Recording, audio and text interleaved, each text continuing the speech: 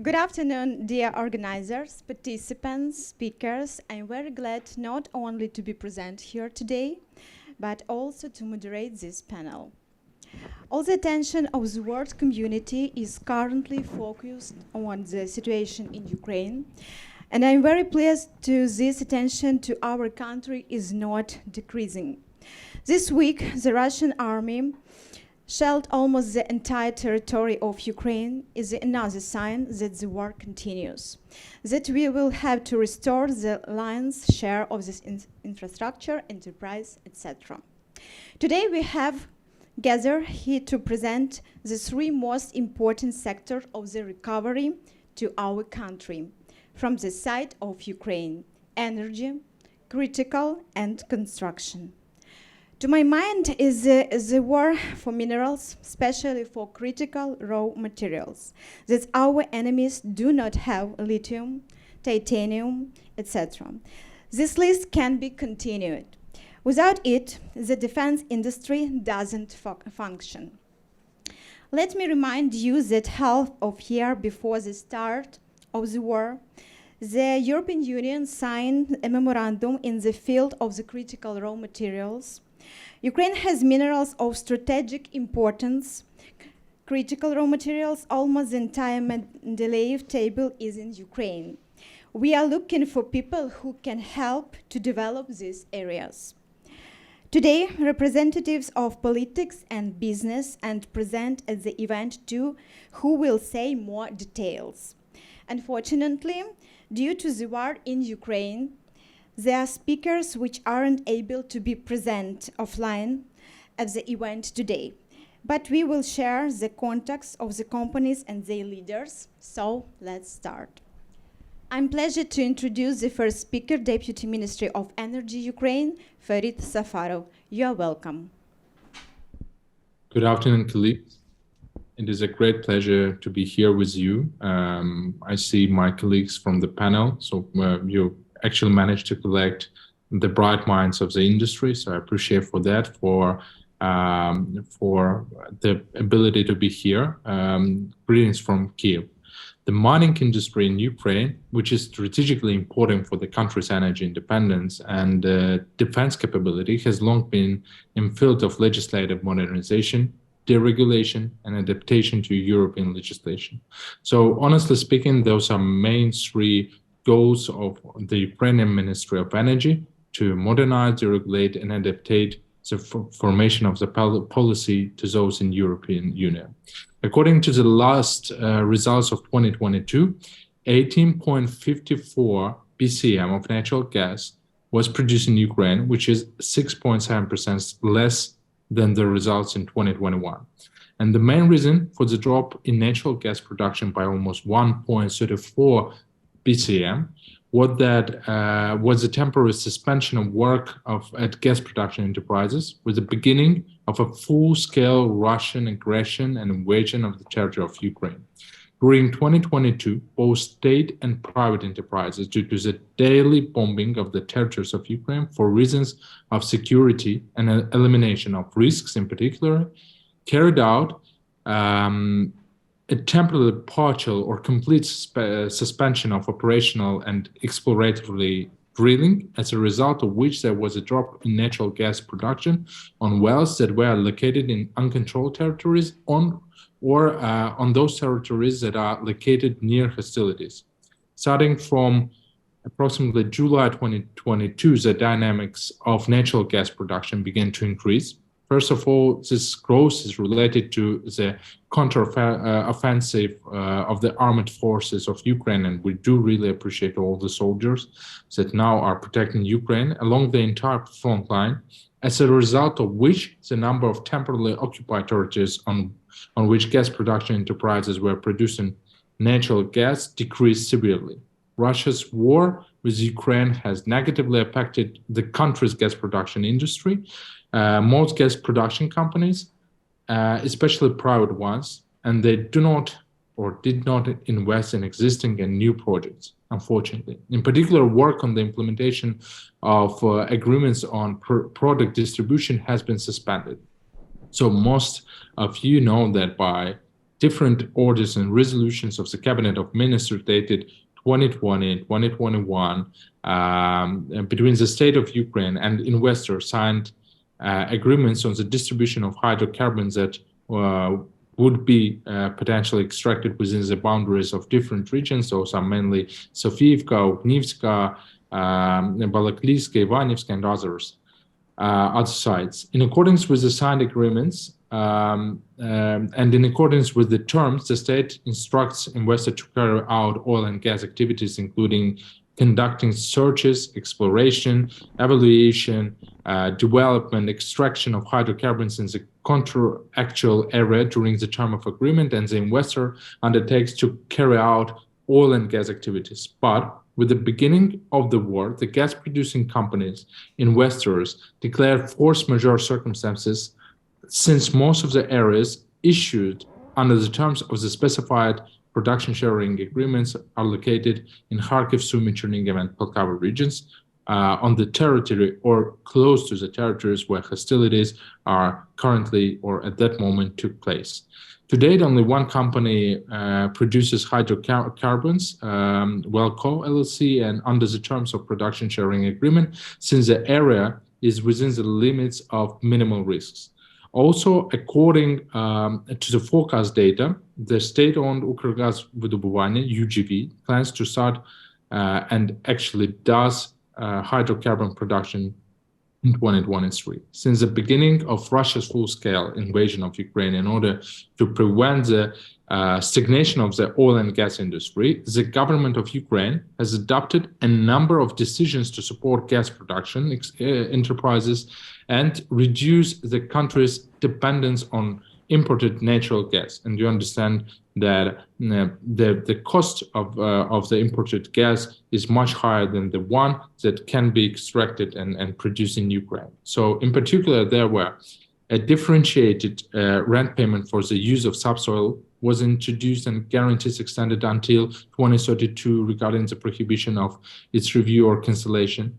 The issue of determining the tax base of natural gas produced in Ukraine since from the 1st of August 2022 has been settled by establishing a mechanism for determining the actual price of gas sold by rent payers for the use of subsoil. One of the key achievements in 2023 was the adoption of the law of Ukraine on amendments to certain legislative acts of Ukraine on improving legislation in the field of subsoil use, which amended actually the Code of Ukraine on subsoil, the Land Code of Ukraine, the Mining Law of Ukraine, and the Law of Ukraine on oil and gas, which is aimed at the development of the subsoil use industry, openness for subsoil users and investors, partial simplification in obtaining permits, and development of competitiveness, and envisages an increase in income to the state budget due to financial compensation for losses to the state for illegal use of subsoil. Changes made to the legislation actually simplify the work of subsoil users and allow them to save time on the issuance of permit documents, namely the mandatory registration of a mining right-of-way is cancelled, except of those carried out by underground methods of development. Actually, we have our colleague, Mykola Kolesnik, Deputy Minister responsible for specifically oil and gas sector, and he will a bit more show the frames of legislative amendments in order to attract more investors into this sector.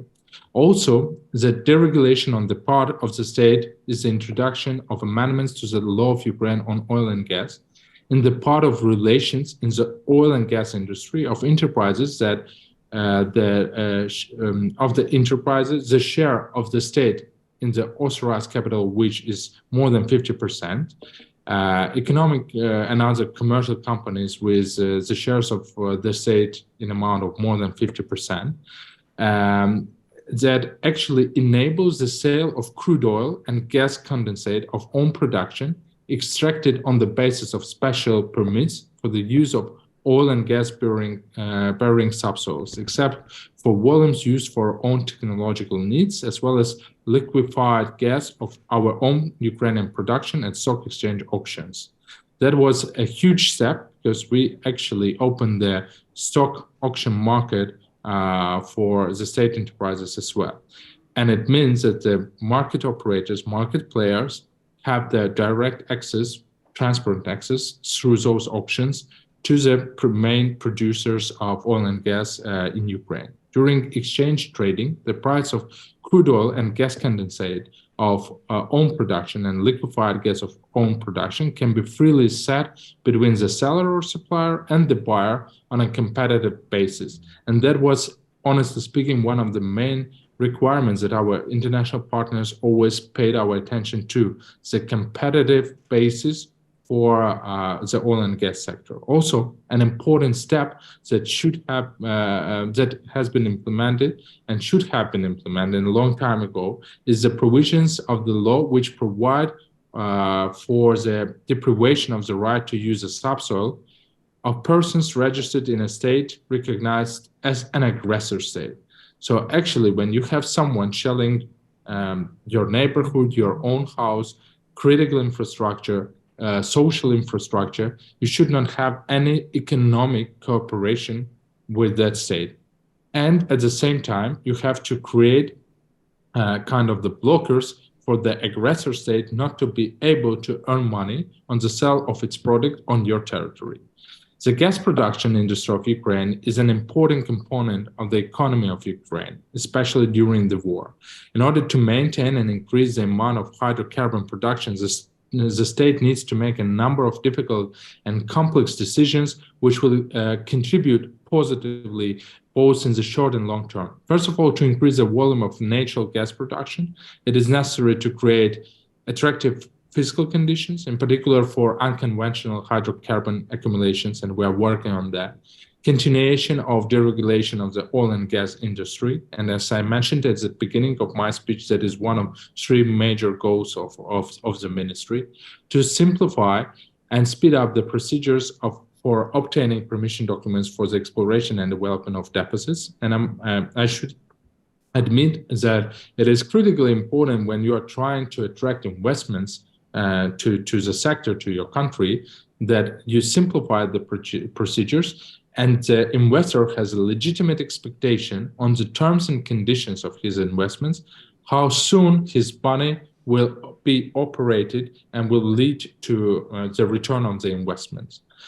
The next one is to ensure that the legislation of Ukraine is brought into line with the best world practices. When you try to attract the blue chips or major well-known, world-known companies to Ukraine, you understand that they have a kind of their own international tradition and practices of their investments and of their operations in different countries. Ukraine is not a third world country. It is a developed economy, and it could be even much more developed if not the war. And it means that we have to adopt those practices that are very familiar and convenient for those investors that we want to attract to Ukraine. To update this, we have to update the safety rules in the oil and gas industry of Ukraine, and the rules for the development of oil and gas fields and gas production enterprises need to speed up the process of intensification of production, introduction of modern technologies, development of new plots granted by the state in recent years. Actually, I named all those steps that the government has already predefined and that the government is already working on in order to make those improvements in the legislating, in the formation of the policy, in the formation of the rules much quicker. We understand that sometimes it is quite difficult to eliminate the risks, that the investor is always thinking that I make the investments to the country where the rockets are shelling the energy infrastructure constantly. And why should I do that? Why should not I wait until the end of the war? But actually, the answer is very simple. When you have such high risks, at the same moment, you understand that the government will put its best effort in order for those investments to come to Ukraine, in order to facilitate all the processes, in order to improve the legislation and to simplify the processes. And actually, the expectation of the investors on the return on their investment would be definitely much higher than any other type of investments in any other part of the globe. I want to quickly name the key figures as the investment opportunities and the sites where the investors could participate.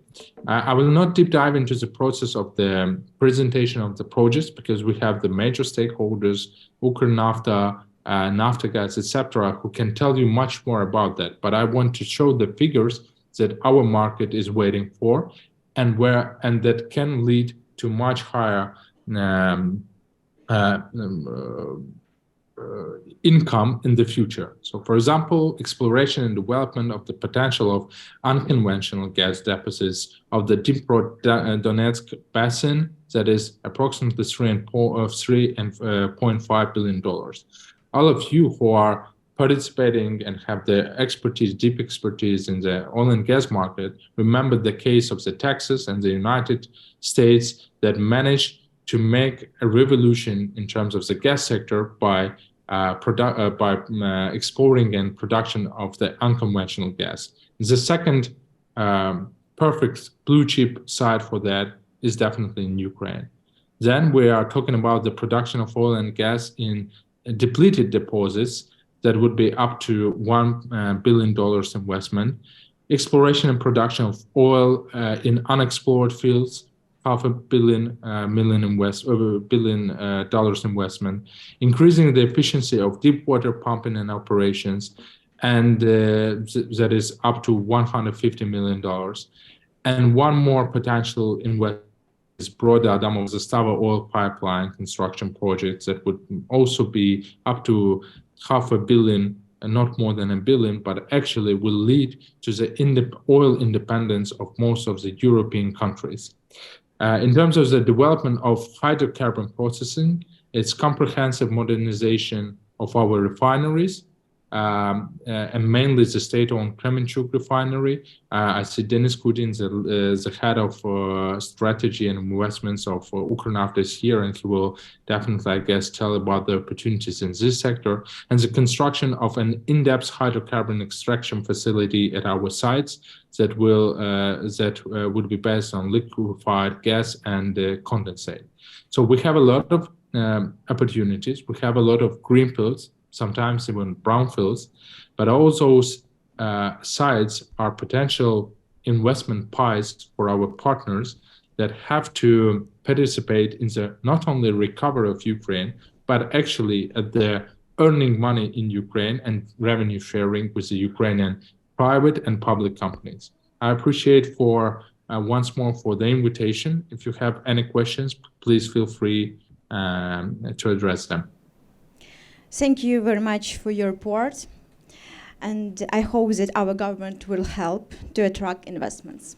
If you have any questions, hand up or not, we're moving to another speaker. Thank you. There is not only one woman among the speakers today, a woman who supports the extractive industry. It's Deputy Minister of Economy of Ukraine, Bigun Nadiya. Ms. Bigun, please. Today we for all women in our industry. I'm glad to welcome you here. Thank you, Ksenia. I hope you hear me well. Good morning, ladies and gentlemen. It's a big pleasure for me to be here in Kyiv and have possibility to talk to you. And I want to say thank you for this events, Ksenia and her team. And the international community has supported Ukraine since the first day of Russian military aggression on February 42. It was thanks to the quick and effective mobilization of all our international partners that Ukraine managed to survive. I would like to express my gratitude to the United World Community for its unpredictable support to Ukraine and in the face of ongoing Russian military aggression.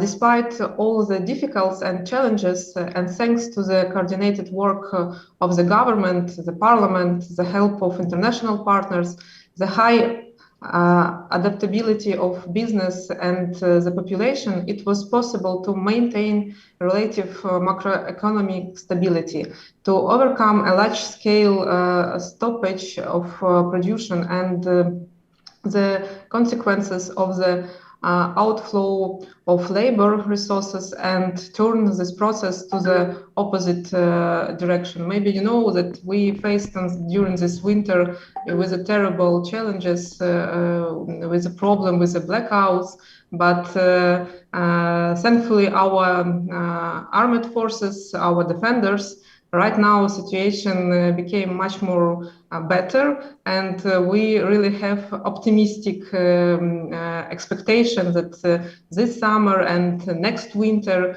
will be much more better. But Ukraine still suffered significant and losses during this war still continues.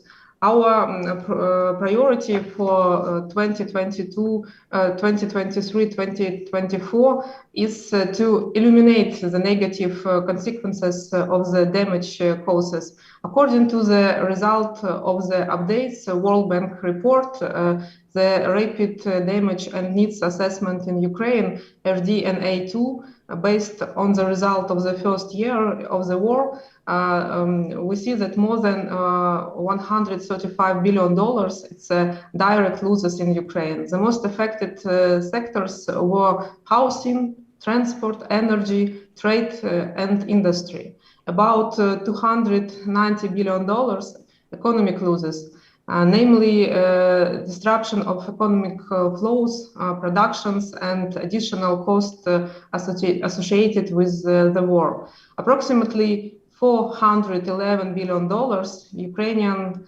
needs for reconstruction and recovery. The government of Ukraine is making a difficult choice regarding prioritizing spending to protect the lives and well-being of the population and support the economy. Today, our strategic task is to win this war. In this context, the main priorities are ensuring the ability to finance the main functions of the state, provide critical service for our citizens, rebuild the country already now according to the 5 priorities of recovery and reconstruction points formulated according to the results of RDNA2. First focus, it is energy infrastructure, including reconstruction and repairing of transmission and distribution lines, as well as restoration of decentralization and generating capacity, including development and renewable energy sources and protection of the power grid. Second key point, it's humanitarian demining, focus on building strategic and operational capacity for demining operators, including management and implementation of land survey clearance operations. Second key focus, it is housing, including both light and major repairs. Fourth, critical and social infrastructure and the providing of basic services to vulnerable sections of the population, including the restoration of the providing of communal service, the repairing and reconstruction of transport infrastructure, roads, railways, bridge ports, as well as repairing and reconstruction schools, medical institutions, and other social and administrative infrastructure. And 5 main focus, it is development of the private sector, including grants, credit lines, and risk mechanism to support small and medium-sized entrepreneurs, micro-entrepreneurs, agriculture, and exports. In the mentioned report, the recovery priorities for 2022-23 estimated at $50 billion, or about 3.5% of the total needs identified in RDNA2. The total needs for 2023 in all sectors covered by RDNA2 are about $50 billion. In addition, the inclusive process of the government's develop of the concept of the post-war model of Ukraine, taking into account the country's competitive advantage and develop perspectives in the currently ongoing. The model will develop priorities for the long term and will include investment project and police priority already at the current stage of creating a condition for restorative economic growth, in particular of the following areas: energy security and new generation sources. First of all, green energy, nuclear generation, and hydrogen. Agribusiness, food security problems around the world encourage the development of the food and agriculture center in Ukraine, with a special emphasis on logistic storage and processing. The housing and construction sector, the capacity of this market is huge because of the war and people need new housing. Military technology, latest development and ideas that tested directly on the battlefield. The metal industry, after restoration, the production of metal in Ukraine will become green and meet modern environmental standards. Digital technology and IT, and education, since all ambitious plans require a large number of qualified persons, we need to invest in education. And I want to say that, right now we protect our land. We really believe that Ukrainian defenders, our armed force, will protect us, and victory will in our side. But in the same time, we understand that it's not enough win during the war. It is need to win after the war, in a peacetime. And without strong economy, without business, who will be part of our strong economy, unfortunately, it is impossible. So we definitely government, civil society, all Ukrainians understand that we need to be open for world, and we call all our partners, all our country who support us to make business with Ukraine and to invest to Ukraine, because it is not only about security our country, it is about security all democratic worlds, because we need to win not only during war, we need to win in a peace. Thank you. Thank you for you, Nadiya. If you have any questions, please hand up. No, thank you for your report. And the next speaker is Executive Vice President of Strategy and Development Ukrnafta Kudin, will tell us more about oil is produced in Ukraine, but we still need to develop this direction. You are welcome. Dear ladies and gentlemen, it's my pleasure to address you from Kyiv today. Indeed, it's very important for Ukraine to talk of investments now, as Ukraine wins the war and pushes the enemy back, because we still believe that to be able to stay strong and have a great victory in the nearest future, our economy should be up and running. And the good news is that Ukrnafta is a 100% government-owned company that operates across value-created chain in oil and gas, together with its sister company, Ukrnafta, represent an excellent investment opportunity in both energy security by fuel supplies and also decarbonization through the Build Back Better concept. So in the next 5 minutes, I'll talk of the business opportunities that we can offer to Swiss investors and other European companies that are brave enough to look at our market. So as I said, we operate across all sectors of the value chain, starting from exploration and production, then refinery of crude oil to oil products, and also the LPG production, where we are the #1 company in Ukraine. Also, we fully sell what we produce by wholesales and our retail network. Actually, current crude oil production of our company is 1.5 million metric tons, and this is about 60% of Ukrainian market. We operate in 89 fields across 2,000 square kilometers in both west and east regions of Ukraine. Our proved 2P oil reserves are 32 million metric tons, and basically we also have large natural gas reserves with our annual production amounting to 1 billion cubic meters. We extract from 2,000 active wells, and again, this is the largest oil production company in Ukraine.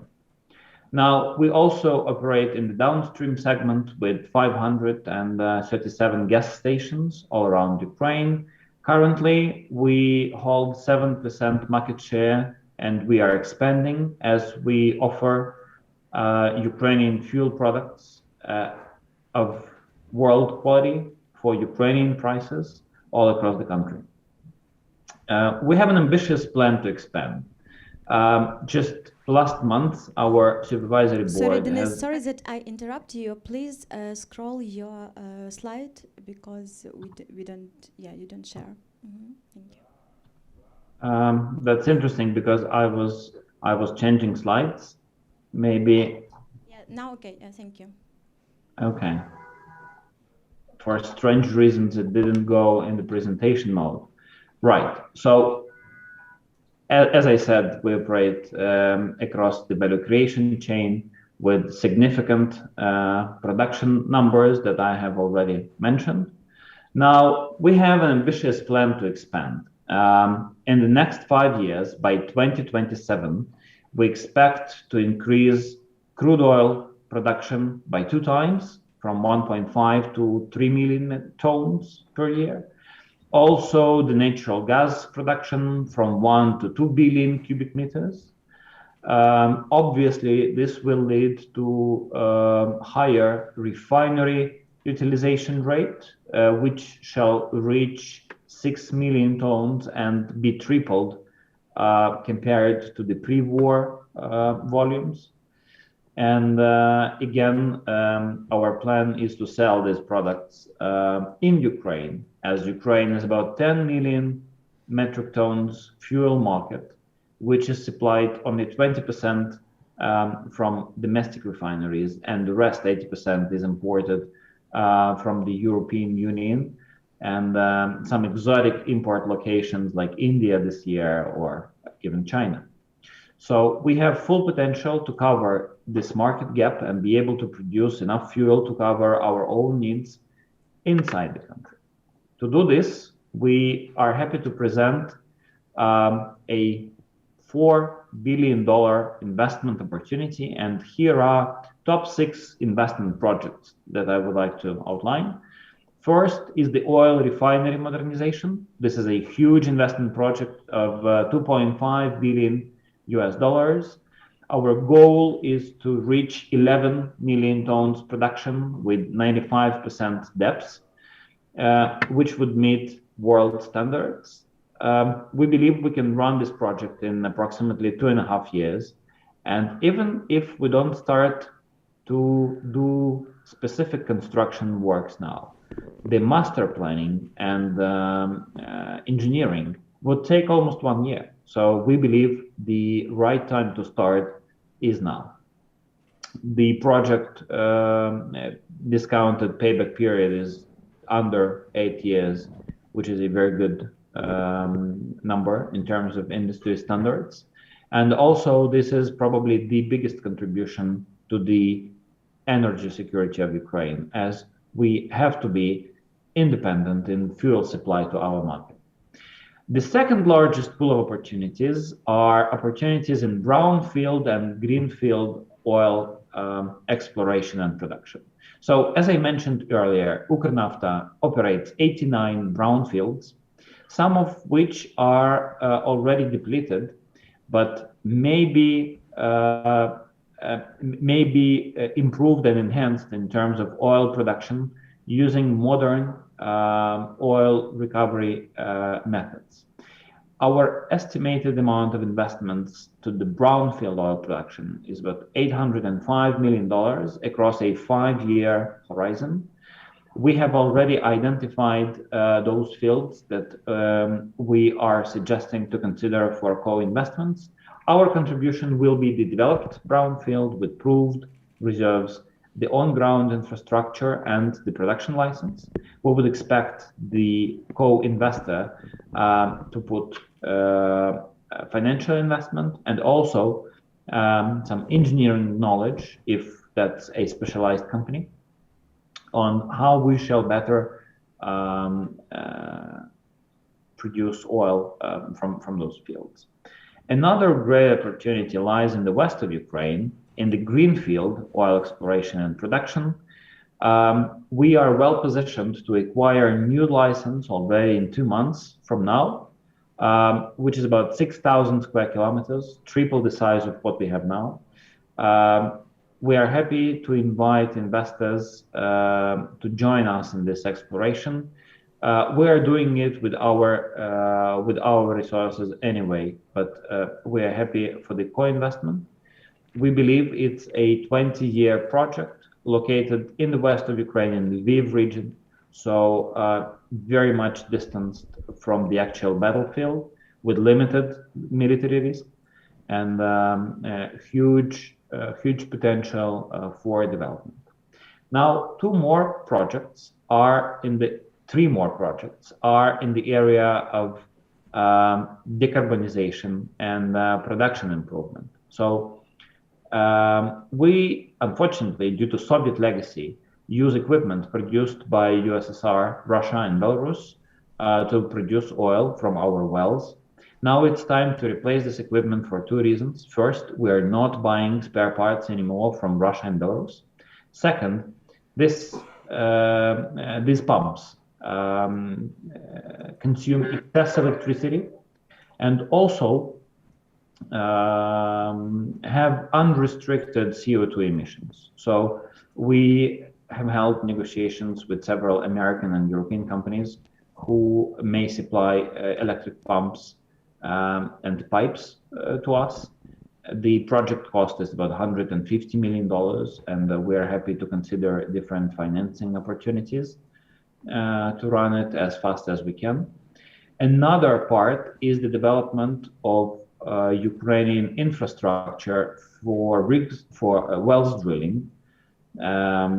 On our opinion, another 6 new drilling rigs are needed in the market, and at least 2 seismic parties. We have enough of work for these drilling rigs and seismic equipment for the next 5 years. So here we are happy to consider either GV, long-term contract, or other co-investment options. Basically, we already have identified specific points where new wells are to be drilled, and we are ready to deploy immediately as the equipment arrives. So this is a very hot investment opportunity. And finally, maybe the biggest decarbonization project that we can offer is the gas processing plant modernization.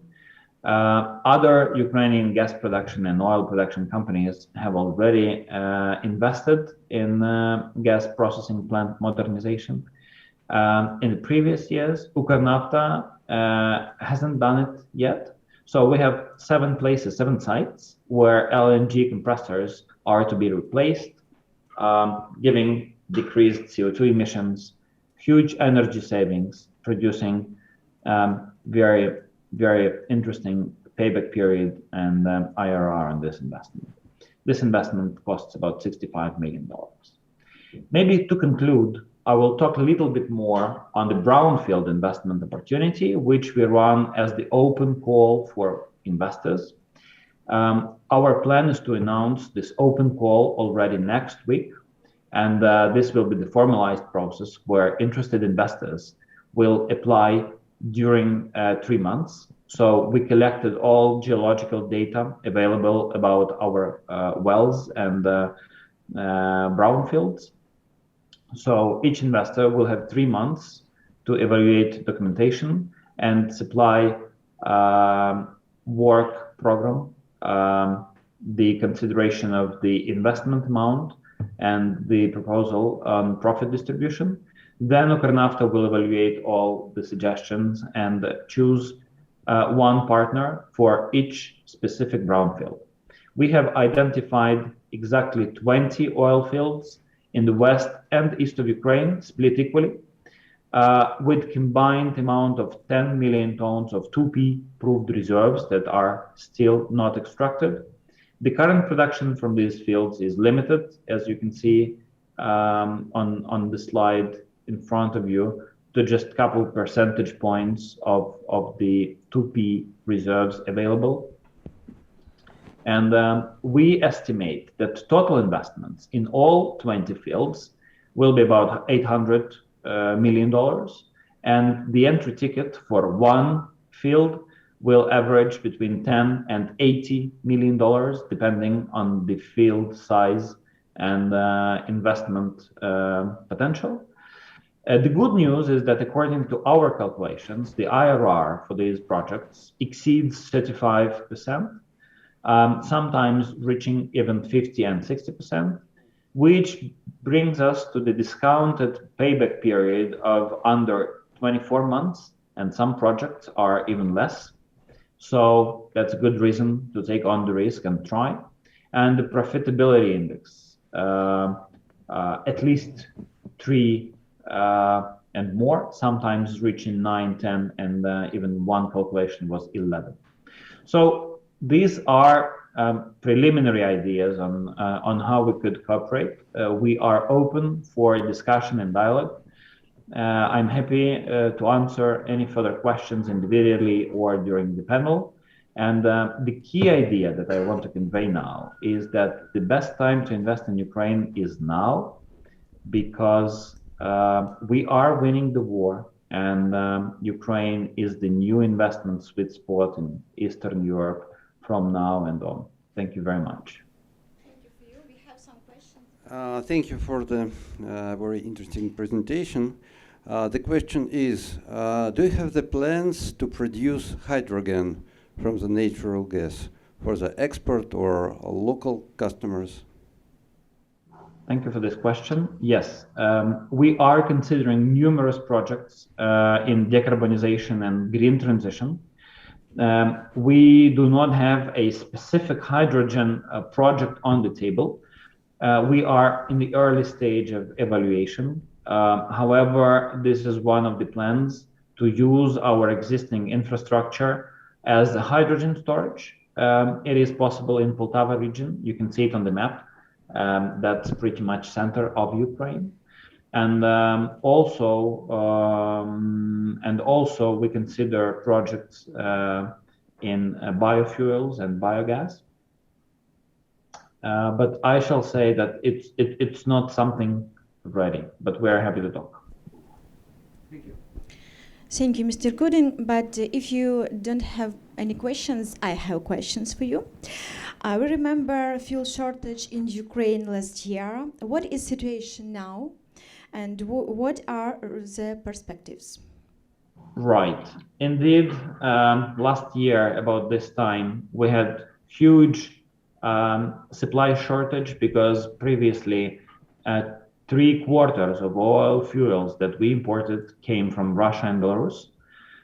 In one day, we had to stop imports, and the whole market had to reorient to import through our western border. Now the market is fully balanced, and the only way not to counter same situation in the future is to be able to produce fuel locally in Ukraine. We believe that Kremenchuk refinery is well positioned in the very center of Ukraine in Poltava, and it presents a great opportunity to expand and modernize. And we believe that some world majors in oil and gas will look at this investment opportunity and come. I have explained earlier that our expectation is that the investment project to this plant is about $2.5 billion with attractive payback periods. And this is the way to solve this problem in the long run.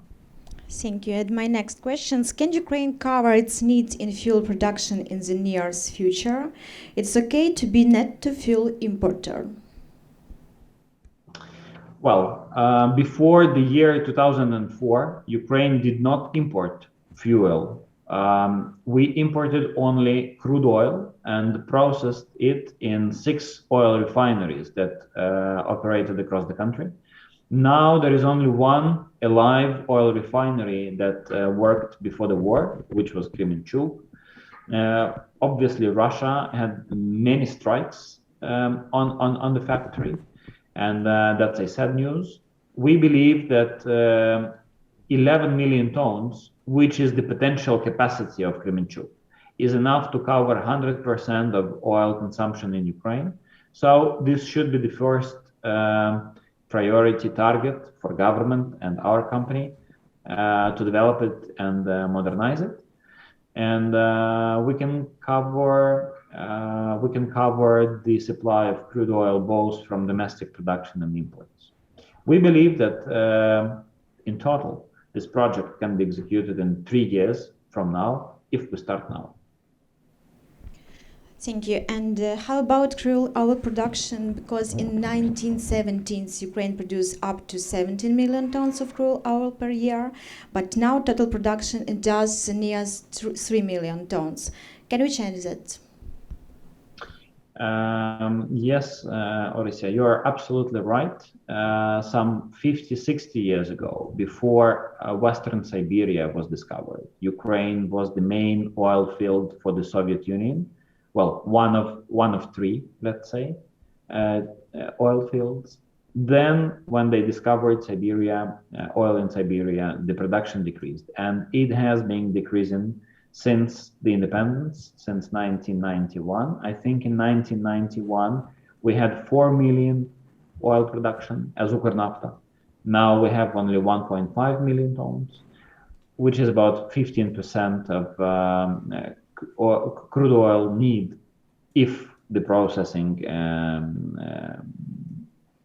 production facilities are in place. So our immediate plan is to expand production from 1.5 to 3 million tons in 5 years. That's why we need all those investments in equipment, 3D seismic, geological parties, and so on. However, in the future, I believe that Ukrnafta will acquire new licenses and will find opportunities to reach production of at least 5 to 6 million tons. And also, let's not forget about the Black Sea, the offshore projects. I believe that in the moment when Ukraine gets its territories back and we have full access to the Black Sea and Azov Sea shelves, we are well positioned to produce crude oil from there. Our neighbors in Romania and Turkey across the Black Sea proved that Black Sea is good for offshore drilling and oil production. I hope Ukrnafta will join this club as well in the future. We hope too. Thank you for your speech, Mr. Kudin.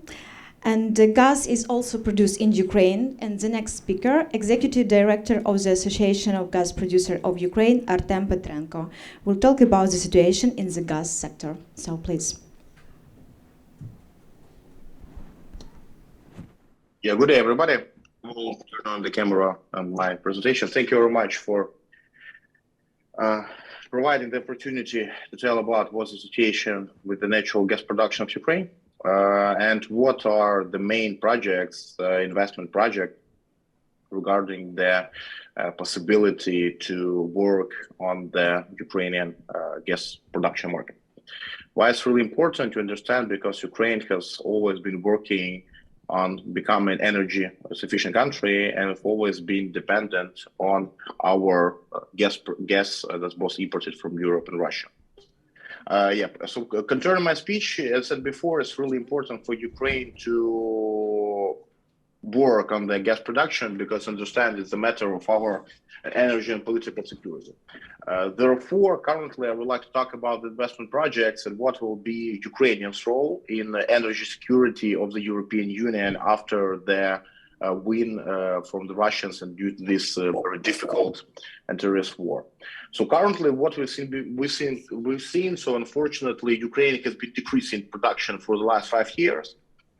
We can see that private gas producing companies have been producing more gas, while state-owned companies have been decreasing gas production. Currently, we see the numbers that it was like the matter of investments and natural gas market, and of course the prices were a big factor of this thing.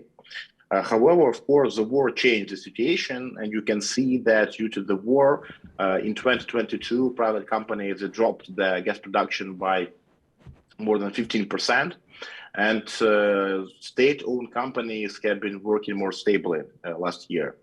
However, what we can see right now was the situation currently we can see with the numbers that the state-owned companies, they've been currently stabilizing their production and trying to invest in it and to produce more. However, private companies are producing to drop. What is, of course, really important and the challenging in this thing, you need to understand that Ukraine has lots of depleted oil and gas fields due to the fact that, as Mr. Kudin said, most of these fields have been used in the Soviet times, starting from 50s or 60s years of the last century. Therefore, we understand that in order to increase production and to our gas production and oil and gas production industry to work, it is crucial to drill new wells and use new technologies in matter to find and produce natural gas and oil. Therefore, you can see the numbers, which is really important. So starting from 2018, the government and the parliament provided the possibility and introduced incentive tax rates for drilling new natural gas wells, providing that the rates for royalties were lower than the standard to stimulate the companies to drill wells. And as I said before, it was a very important thing for the companies, first of all, for the private companies who started drilling wells, and of course, it provided the possibility to produce more gas. However, of course, as is the thing, it's like economic process, and you understand that the more the prices, the situation is stable, the more it's more safe and understandable for the companies to drill wells. Therefore, you can see that we had like lots of recourse starts in 2018. However, when we had the situation drop of the prices, situation with the COVID, and of course the war, we saw that there was a decrease of the drilling of wells and using technologies. However, I'd like to say that last year, of course, like state-owned companies, first of all, UGV, first of all, they continued drilling wells in very difficult situation, because for all of you to understand, that prior colleague said before, most of the oil and gas production is situated east of Ukraine. It's Poltava and Kharkiv region, which have more than 90% all of the oil and gas that's been produced in Ukraine. Gas, first of all. Therefore, of course, the war really affected the numbers that we have it right now. And of course, the terrific and very great job for our armed forces for like destroying Russians help us to defend our territories and of course work in the production. And for you to understand, like for the last 5 years, our oil and gas industry has been one of the biggest donors of the state budget, because like producers paid record royalties for natural gas, oil and condensate, and for the last 5 years the numbers are like nearly $10 billion. What is really important regarding investment project is that before you did in Ukraine, there was a very big problem that the transfer of licenses for subsoil use was prohibited. So in order to invest in the oil and gas sector, any international or internal company, it had to buy the company who was the owner of the license. Currently, starting from this year, with the help of the colleagues also, Ukraine has been working as understandable state, and there is a law that was adopted and currently is working that there is transfer of licenses. So the company which obtains the license has the right to sell it to any other company who have the obligation to work in the fields. What is really important is that it works like both for the private and the state-owned companies. However, regarding the state-owned companies, there are some limitations regarding the transfer of licenses to other companies. However, no matter the fact, it is accessible, it is understandable, so the companies can do it. Also, it's a matter of stabilization of all of the legislation in the subsoil use, because prior, most of the norms and legal rules of the game were included not in the laws by the decrees of the cabinet minister or other state bodies. Therefore, currently, most of the rules are in the law, which is an understandable, a stable regime for all of the investors. Regarding the possibilities to invest, as I said before, what's really important, Mr. Kudin said about their plan to attract investments, and also for you to understand there are lots of mechanisms to invest in Ukraine, including, as I said before, buying the company, buying the license, joint ventures, farm means, product sharing agreements, joint activities, production enhancement contracts, which are currently being used by UGB, or risk contracts will be probably used by Ukrnafta. And of course, it's like the matter of geological work, like drilling, outsourcing, other things. For you to understand, if you talk about global big projects, we can say that for the last 5 years, Ukraine has done a great job in providing the possibility on transparent rules to work in the oil and gas production. First of all, the state-owned companies like UGV and Naftogaz. For you to understand, currently there are very big production sharing agreements which were signed with the government at the end of 2020, which provides the possibility for both private and state-owned companies to work, to drill, and to produce gas. Unfortunately, due to war, most of these agreements are currently in force majeure regime, as I said before, because they're situated in the eastern region of Ukraine. However, there are some PSAs that have been actively working, and one of the PSAs situated in west of Ukraine, there is a producing of gas, which hasn't been done by any major, which it was able to come to Ukraine. Our Ukrainian company, Zahid Service, has successfully done it. And of course, for like international investments, I totally agree. What is a really important, understandable matter for Ukraine is the shelf of the Black Sea, first of all. And I would like to say that in 2020, the government provided Naftogaz with the licenses on the Black Sea shelf. And of course, when we have a total victory over Russians and the occupation of Crimea, it is really important to attract investments there, because I totally agree that it is a matter of a most interesting and understandable project, high risk, however, very interesting for the big companies to come to Black Sea to attract investments and to produce oil and gas. What is also for you to understand that currently Ukraine is like the second in Europe regarding developed reserves. And there are lots of undiscovered reserves in Ukraine. And unfortunately, a lot for the last like 20 years, the using of high-end technologies, which is stably being used, for example, in Canada or the United States, hasn't been actively used, unfortunately. So for you to understand, you also understand that the oil and gas fields of Ukraine are depleted, most of them. However, due to investments and using high-end technologies, it is possible to produce more and to use this gas and oil in working the projects or exporting into the countries of the European Union. One of the things is that so-called tight gas, most of you know about it. It's like the projects providing the possibility to produce more gas using high-end technologies, which are expensive, however, they're effective and interesting for economic reasons. However, of course, the war situation currently, it stopped some of the projects that were planned for 2022 or 2023. However, due to the possibility, thanks to the government, the parliament, to transfer of licenses, I'm sure that this will be one of the mechanisms to be able to produce more gas in the situation of the pretty depleted fields of Ukraine. Thank you very much. I think that's for me regarding the situation, and also regarding the energy transition. Of course, I would like to comment on three things which are possible and interesting for the companies.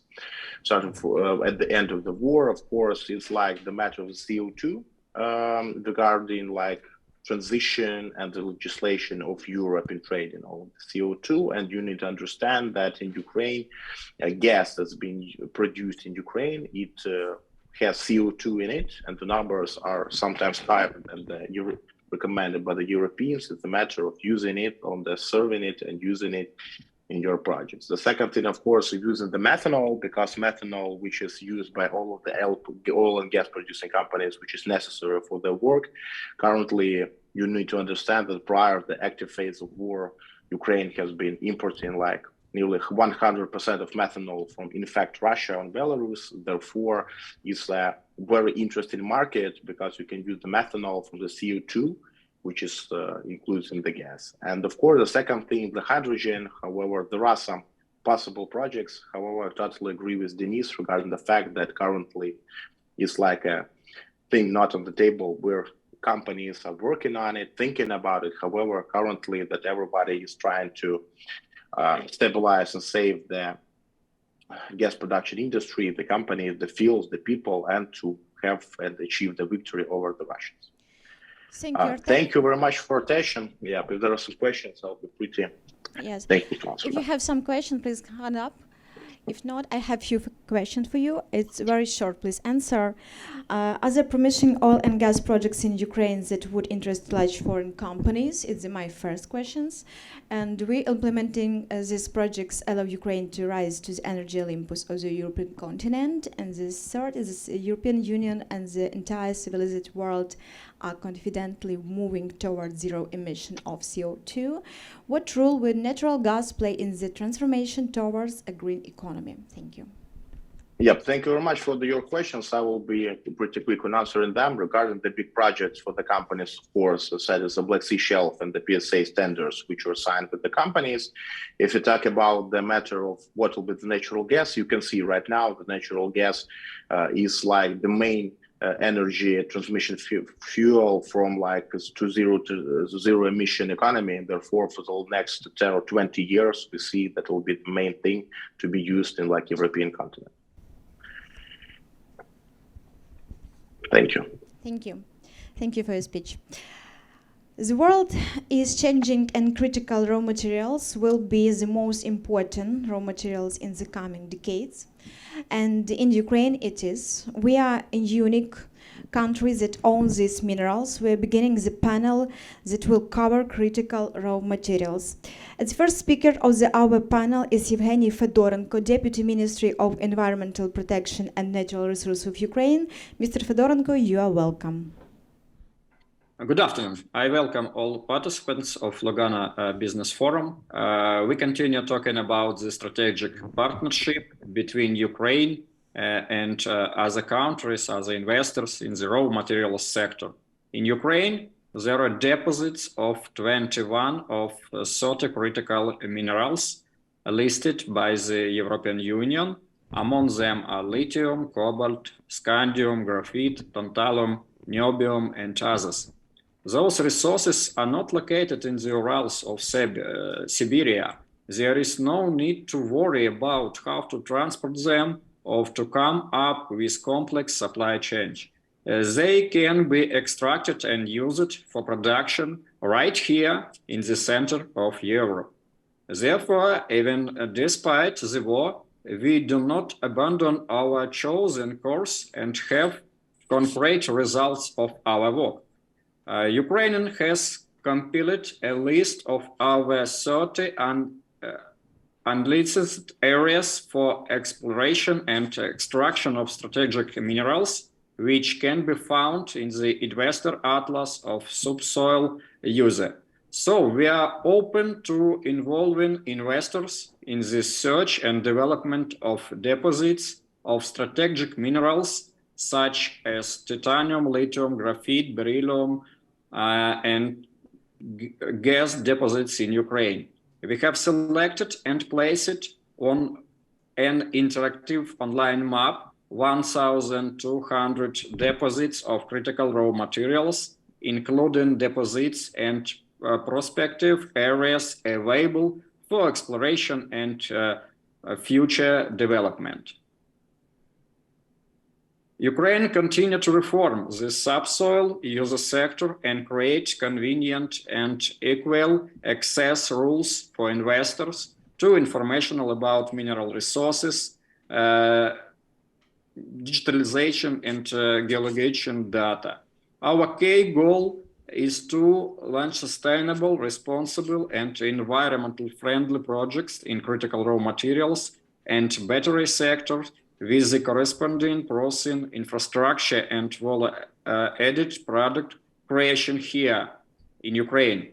It is important for us to create conditions for the sustainable development of this sector and attract investment while maintaining a balance between subsoil use and environmental protection, as well as establishing effective state-level control. The reform is aimed at achieving this. In addition, we strive for investors not only to extract strategic resources on our territory, but also to create the corresponding processing infrastructure, value-added products, and so on. Of course, Ukraine is interested in investments and new technologies. Moreover, they are extremely necessary for us right now, today. Thank you for attention. Thank you for you. Another representative of the government, Deputy Minister of Energy of Ukraine, Kolesnik Mykola, is present here today. Mr. Kolesnik, you are welcome, and please tell about PSA with critical raw materials. It's very interesting, so you're welcome. Yeah, hi. Hope you hear me well. Thank you for the possibility to present the position of special instruments in hydrocarbon development and critical raw material. Frankly speaking, first of all, I would like to underline that in July 2021, the Ukrainian and the European Union signed a memorandum of understandings on a strategic partnership on raw material. The memorandum of understanding is a very important step. Because of that, European Union defined one of the strategic, the line of the strategic partnership. In March 2023, the European Commission submitted a Critical Raw Material Act. It's under adoption now. The act stipulates, among the others, that by 2030, no more than 35% of the EU annual consumption of enriched strategic raw material shall come from one external sources, with the possible exception for raw material origins from strategic partners countries. The first step under the MOU for us is to underline what exact critical raw material could be provided from Ukrainian side. According to the European Union Act, so Ukraine is able to supply to the European Union with more than 20 critical raw materials out of the defined 30. In particular, the Commission single out titanium one. Ukrainian, I should admit, of course, as the Deputy Minister of Energy, that Ukrainians reach on hydrocarbon. We have a lot strong strategic resource, which is confirmed to be a huge resource of 3P hydrocarbons, which is traditional and unconventional type, and it could be more developed. A lot of blocks is in the status of greenfield, and it could be developed in the line with involvement of state companies or directly by foreign investors. And in this case, Ukraine has good experience of involving international investors by so-called production sharing agreements, a special legal instrument to involve international investors under the special law of strategic investment. At the same time, I'd like to underline the strategic partnership with European Union in the field of raw material. So Ukraine has a significant potential to provide Europe with materials, because in Ukraine we have more than 100 types of mineral resources that have been found in our country already. This resource already proved in the status, so including over that 20 raw materials that were defined by European Union as a critical one for development, energy, for development, military sphere, for development, medical sphere. Substantial tax preferences are being created for investments projects with significant amount of investment in Ukraine, particularly in the mining and processing industries. Special procedure for profit taxation will be applied until 2035, with exceptions from payments for the first 5 years. There are preferences in the payments and land taxes, other preferences. So this is so-called liable regime for foreign investments, but in case of strategic partnership. What is that strategic partnership? In this case, the Cabinet of Ministers defined the number of critical raw materials that could be developed under purchase supply agreement, production sharing agreements as a special instrument. And the point of the government is to involve investor who's ready not only to develop additional resource or to produce existent confirmed resource. The point is to start to build so-called vertical line of extraction, processing, and production to receive the final product produced in Ukraine as a final aim. In this occasion, the government is ready to use in all instruments to build this vertical line of production. Our country has historical all conditions for that. We have confirmed resource, we have the whole infrastructure, we have the most efficient location, which mentioned by the previous speaker. The government today is preparing to announce a few tenders for a few blocks on the critical mineral resources. Why we do that today? Today is the day to prepare the paperwork, tomorrow to start construction works. What is the PCA and why is that the most efficient, one of the most efficient legal instrument? Because this is a high-level agreement between the government on one side and the investor on the other. This agreement allows to use special conditions in different areas of, for example, land equation, building regulations, mining extractions, other. So it helps foreign investor to find exact conditions to make this his business more comfortable in our country. But what's the final, what's the efficient example? Does it work? This is a random question. Yes, it is.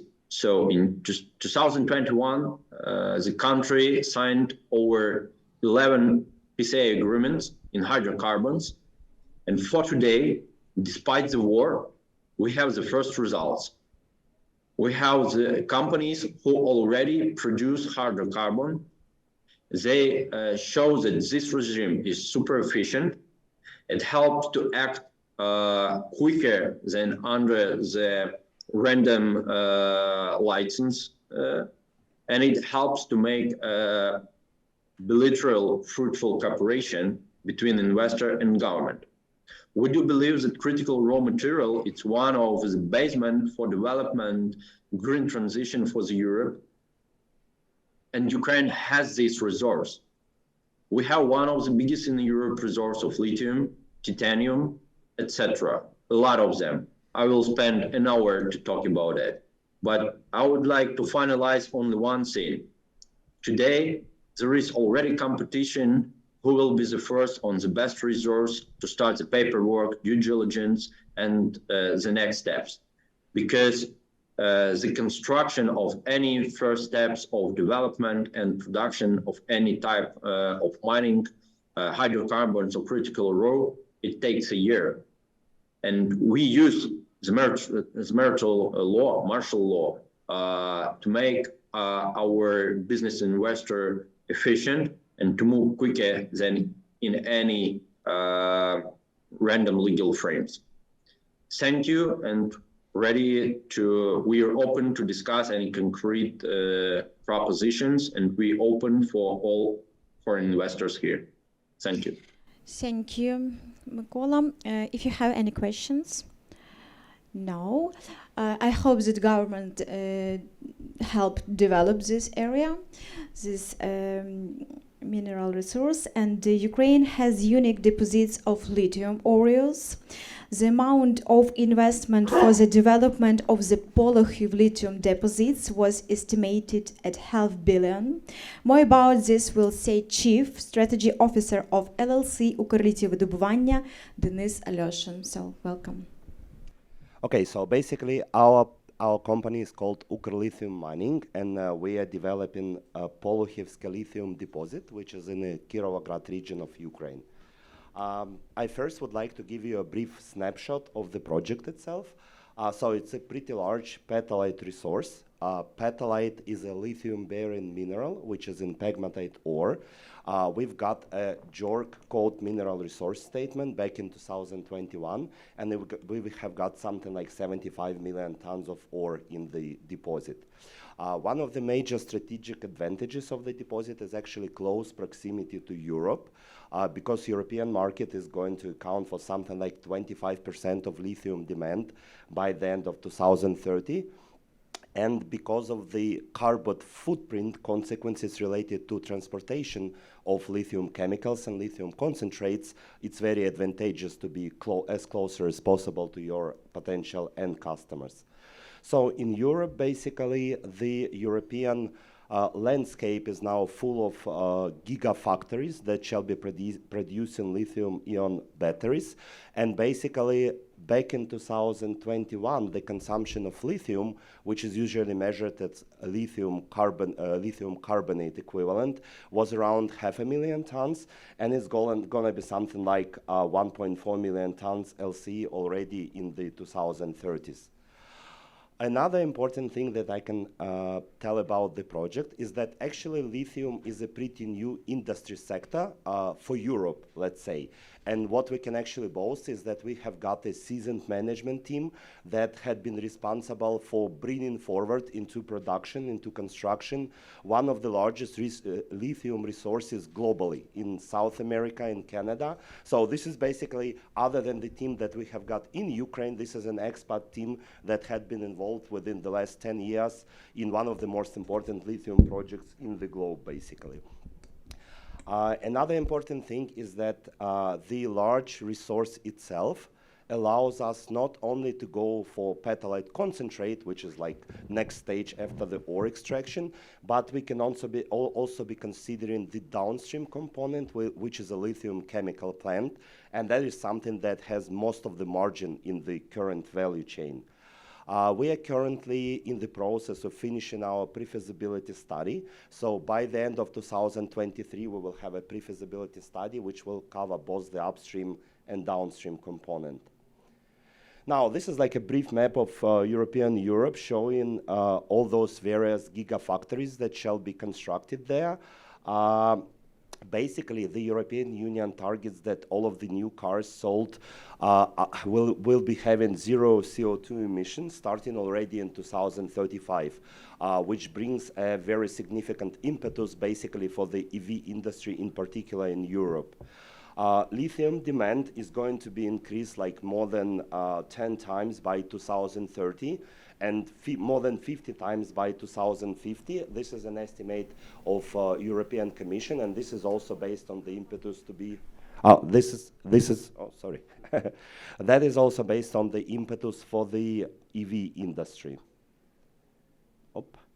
Now, what we can also say about the European Union and lithium supply and demand in European Union is that by 2033, as I have already mentioned, European Union, Europe, will account for something like 25% of lithium demand. And at the same time, even if all of the deposits that are currently in Europe, in the European Union, if all of them go into production, that would only supply 4% of the resources that are actually required to cover that 25% demand attributed to Europe. Basically, that brings in a situation where the end users of the lithium chemicals most likely and already are forced to be securing regional supply chains, or what they would be calling, both in the United States and European Union, they actually call it China-free supply chain. The reason for that being that currently 80 to 85% of the downstream refinery operations are being done in China, and now there is a very active competition between US and EU to a certain extent, basically to see who would be able to back up the industry and secure the supply chain that would not involve China. So for the project itself, as I've mentioned, it's in central Ukraine, Kirovograd region, 75 million tons of pegmatite ores. Petalite is a lithium-bearing mineral. We are working on the PFS for upstream and downstream now. That is going to be finished by the end of 2023. The next stage and the next step is go for the DFS, both for upstream and downstream. That is something that we forecast to be finished by the end of 2024. An important thing that I have already mentioned is that we have got a world-class development team, both in-house team, which we call like owners engineers, which is a professional terminology, and also the outsourced consultants. So basically, the owners engineers team are people, part of the teams that had been developing a company that was called Galaxy Resources, that then merged with Orynchak to become Allchem. And actually 2 days ago, there was a very material news in the lithium market where Allchem merged with Livent from the United States. And now that is a 12 billion USD merger, basically becoming a top 5 lithium player globally. And we can say that part of the teams that were building that success story are actually helping us on that project. And we are also working with the worldwide team of professional consultants that typically bring forward such projects globally. That is also about the track record. So basically, the cumulative experience of our expat lithium team is more than 80 years. And here on this slide, you can see a number of projects that they were working on and are currently working on, basically. And that is a very important thing because we do have a local team on site in Ukraine. But as I've said, lithium is a very new industry, not only for Ukraine, but for Europe. And basically, without the track record and experience of this expat team, that would be, it is still a very challenging task even having that team on board to be developing such a deposit, but without such team, it would be probably simply not possible. That's it. Maybe if you have questions. I have questions for you, and do very short and quickly you answer, please. Do you think that your product will be in demand in UI? And do you assess the environmental impact of your project? What kinds of the specific steps that ULM, as a Ukraine-based company, can be doing with the regard? And the next, what is needed for the foreign investors to invest more actively in mining in Ukraine? So for the European Union demand, I've briefly covered that in my presentation. So basically, just to recap, the demand is going to be 25%. The supply side within Europe is roughly 4%, not more than that. And that is if all of the projects go into production, which is not always the case.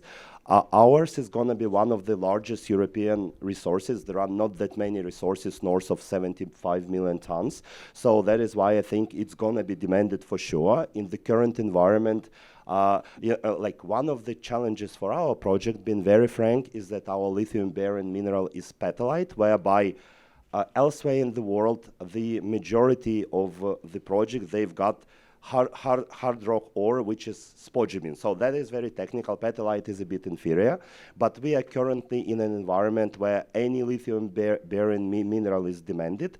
And another reason why, in particular, the European Union will be in demand of the product that we will be producing is something that I have also already mentioned, that is a carbon footprint.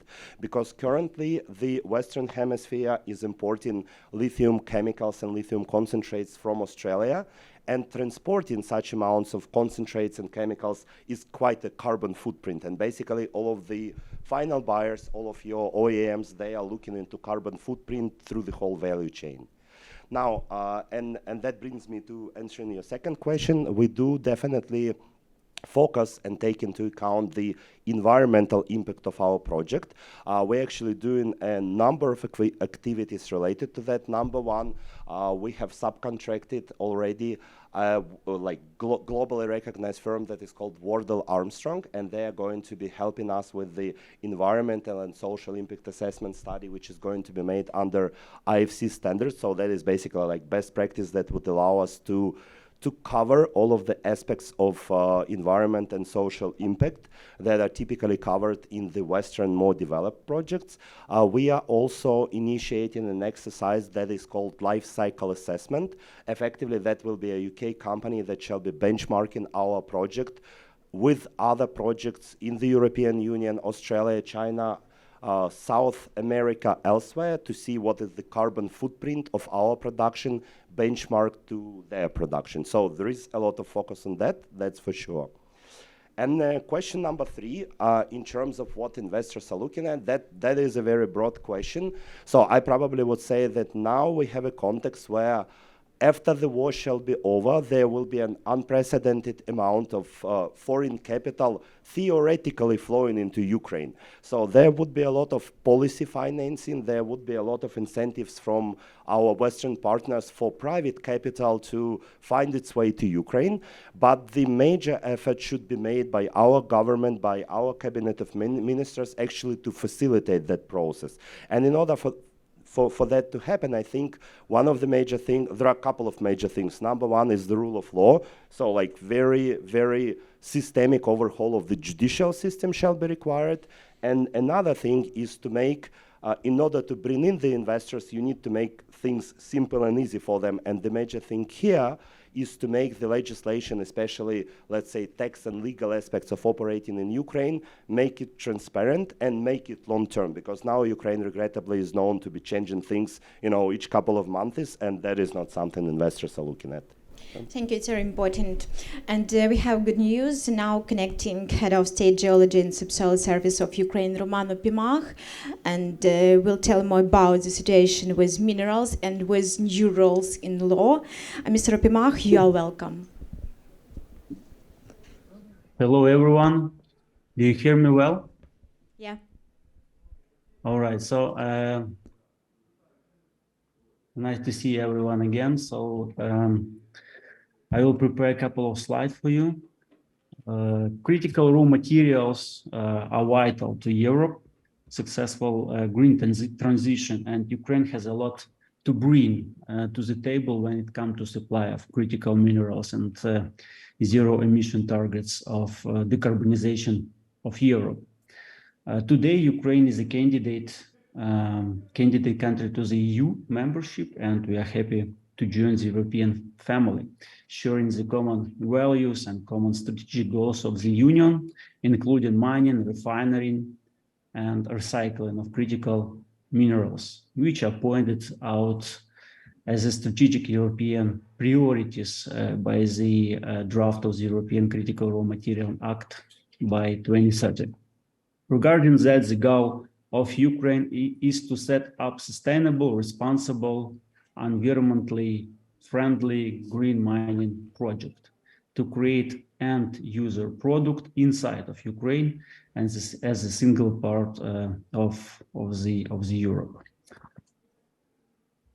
Our resource potential for green technology is one of the richest in the world. Deposits of 22 out of 34 minerals included in the list of criticals for the European Union are concentrated in Ukraine.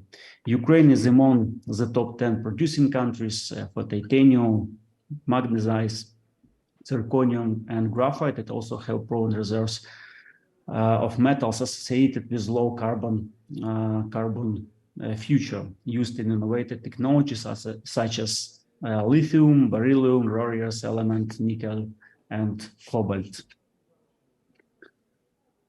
To unlock those deposits, Ukraine needs capital and cutting-edge technologies. That is why the Ukrainian government declares the open door policy for investors and prepared a list of exploration and production sites with critical raw materials, which are able for licensing through online bidding, auctions, or production sharing agreement tenders.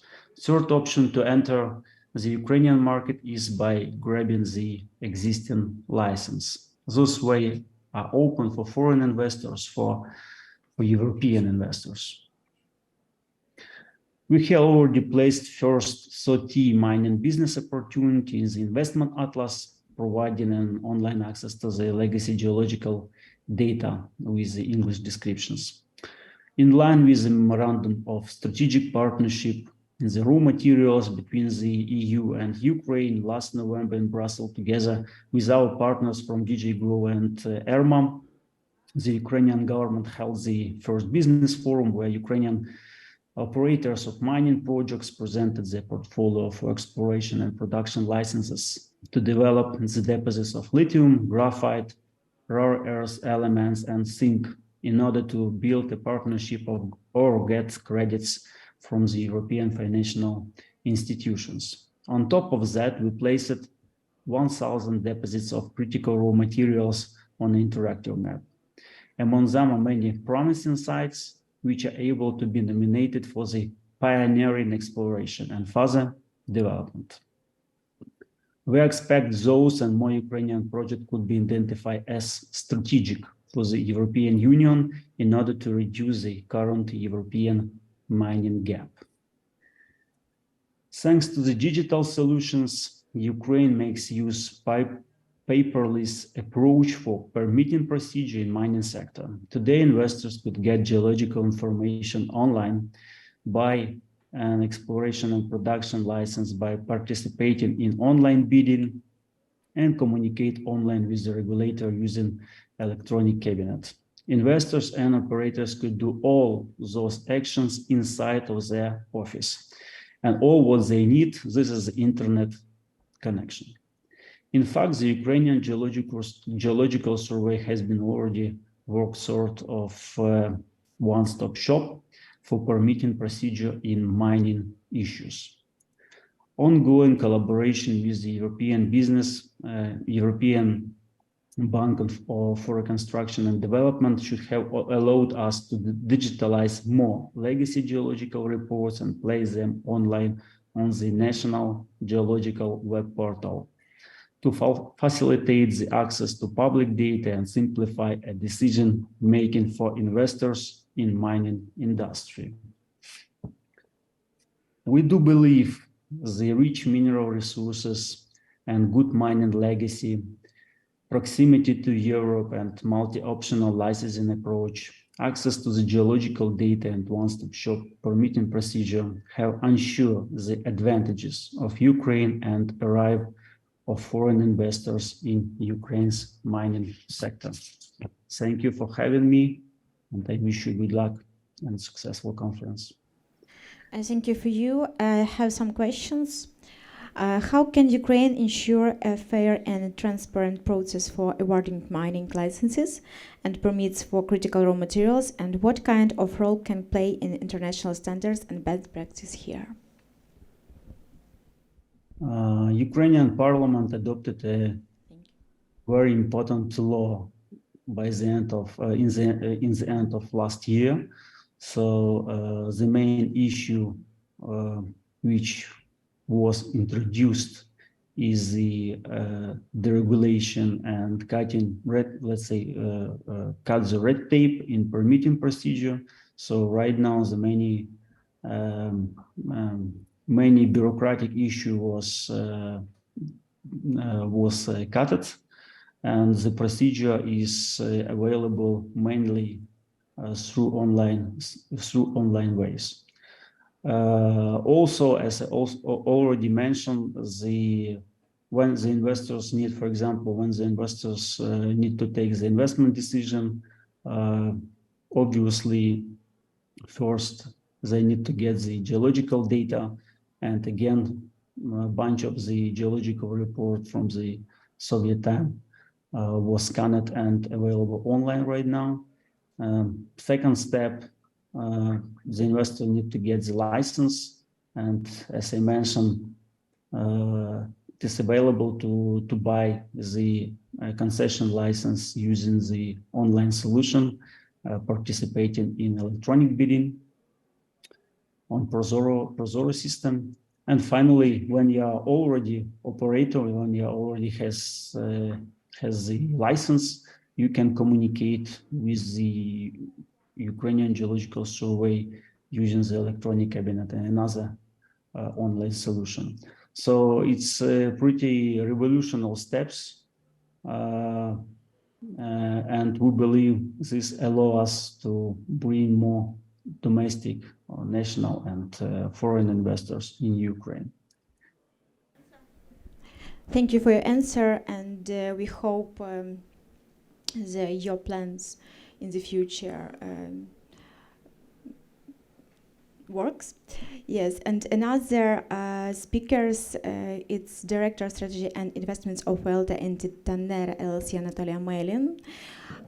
Even despite the war, we supply raw materials abroad. This is especially true of titanium. Weapons for the war with Russia are made from it. Defense, medical, and many other industries do not exist without titanium. So please continue. You are welcome. Thank you. Hello, everyone. Can I see my presentation? Yeah, I see. Thank you. It's great to see you all here today. For those of you who don't know me, my name is Anatoly Melin. I am Director of Investment and Strategy of Ukrainian holding Welta, which hold 2% of world titanium ore market today. I would like to talk about titanium as a critical material, why it's so important for United States of America and European Union, and about the role of Ukraine in the international market. I will also introduce our company's development plans on its way of transformation into a vertically integrated company. Here. Critical materials, as you know, are resources that have special economic and strategic importance for various industries, as well as for a national economy as whole. Titanium is one of them. Today, China is dominant, not only holding the largest resource, but also implementing an aggressive policy to control the global market. Last year, China produced more than 57% of world's titanium sponge. 15 out of 16 of the most important sectors of the US economy depend on availability of titanium.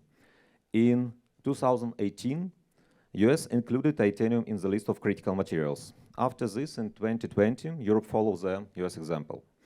These countries have their own strategy to reduce their dependence on China and on import, in general, creating government incentive for this purpose.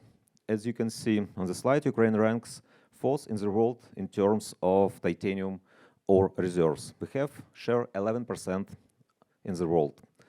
And Ukraine, one of the 7 countries in the world which has full cycle of technologies of production, from exploration and producing final products. Let's take a look at some figures. the market volume of titanium dioxide is expected to grow up 6% next 8 years. Titanium sponge market will grow slower rate, approximately 3% per year. The reason of this emergence new method of producing metal titanium. As you can see here, metal titanium market will grow up 5.5% per year, and market titanium of alloy also approximately 5.9% per year. But most interesting sector for us is titanium powder market. In 2022, total market volume was approximately 6,000 tons. It's $1.2 billion. Next 10 years, this market will grow 15% per year, and we expect to reach $4.5 billion in 2030. So, what is the reason for this growth? The main reason is the more active use of 3D printing with titanium powder that reduce production time and increase the quality of products. Additionally, almost no waste during 3D printing. That results of reducing in the cost of final metal products. It also considered to be ecologically friendly product method. This indicates that growth of investments in both sectors, the mining and production of metal titanium sectors. Next slide. Why titanium is so important? On this slide, you can see the various areas where titanium is used, a strong and lightweight material. This includes such areas like aerospace, defense, space exploration, energy sector, robotics and engineering, medicine, and even pharmaceutical. Few words about our company. Our company was established in 2006 and today holds 2% of world titanium ore market, global market. We have 650 employees and resource base more than 6 million tons. We also have own R&D center in our company, which has developed a new green technology for producing metal titanium powder from raw materials without receiving titanium sponge. We plan to build a new mining complex next year, and this year we plan to begin construction of our own plant for producing metal titanium powder. Let me share some details of these plans. Here. Lekharovsky mining and processing plant. The new mining complex will be built after the war in Ukraine, and it will increase our company production volume by the 40% with new resource of 3 million tons. Here you can see financial indicators of this project. We will attract financing $35 million for this project, and we will have EBITDA more than $15 million per year. Payback period 5 years, and our main markets for these products, it's US and European Union, with a share of 60 and 40% respectively. In the future, some of this ore will be used in our own titanium powder production. Few words about this. Here you can see our plan for building new production of titanium powder. Currently, we're at the stage of preparing the basic design of a new production complex with capacity 10,000 tons of titanium powder per year. This can be achieved within 6 years after start of construction. This production will use our own new technology, which is 2 times cheaper and without negative impact for environment. Construction will be divided in 3 stages. First, 1,000 tons. Second, 5,000 tons. And last, 10,000 tons of titanium powder. With a total investments volume up to $1 billion. Fortunately, since we can obtain raw materials from any continent, we are not dependent on Ukrainian raw materials. Of course, after the war, we will keep building a global, vertically integrated company by combining mining and production in our supply chain. Even now, we can see with investment $1 billion, the project NPV will be almost $4 billion. These financial indicators look very interesting. So, I'm approaching to end of my talk. That was a brief overview of the market and our plans. I would like to remind you our motto. The world is already full of players, but we plan to change the rule of games. Thank you for your attention. If you have some question, do not hesitate to ask me after panel or now if we have time. How do you see the development of the project taking into account military operations? Is the first questions. And do you plan to expand to the European market? Can you repeat last question? Do you plan to expand to the European market? Yeah. Few words about our plans. Today we have negotiations about attracting investments in two of this project. First of them, mining processing complex, we will launch creating after end of the war. But our production complex of titanium powder, we have negotiations with some investors in US, and we plan start construction at the end of this year. But not in Ukraine, unfortunately. It can be USA, but the second plant we plan built in Ukraine. Ukraine has also gold, and we are moving in this direction. As you understood, we will talk about gold. Chief of the Ukrainian Representative Office of Avalana Gold Ltd, Andriy Smolin, will say more. Mr. Smolin, you are welcome. Hello, everyone. I will try to go briefly through my presentation. Avalana Gold started its business in Ukraine in 2016, and since that we had a unique experience of building the team, of going through all the legal stages of mine legalizations, and currently we're happy to be on a production stage.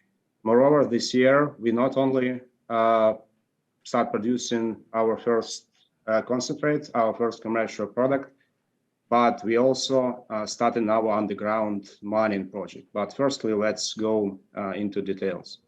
So one of the advantage of our project in current situation is that we are situated on the edge of Ukraine. We are on the split of the Romanian, Hungarian, and Slovakian border. We are literally 3 kilometers away from the Hungarian border, so this district is absolutely safe. And full region is a part of the unique Carpathian system that is well known by its deposit of gold, lead, and zinc. Actually, we are not a gold mining company, we are a polymetallic company, and our focus to produce two commercial products, it is lead and zinc concentrate.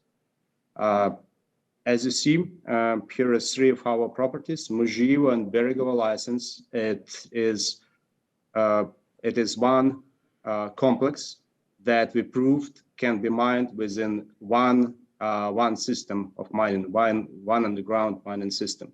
Kwaso project is our greenfield that can be developed separately.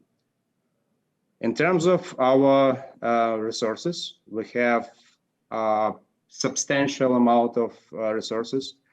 You can see that the total amount of the resources of Beregovo and Muzhivo deposit is more than $30 million.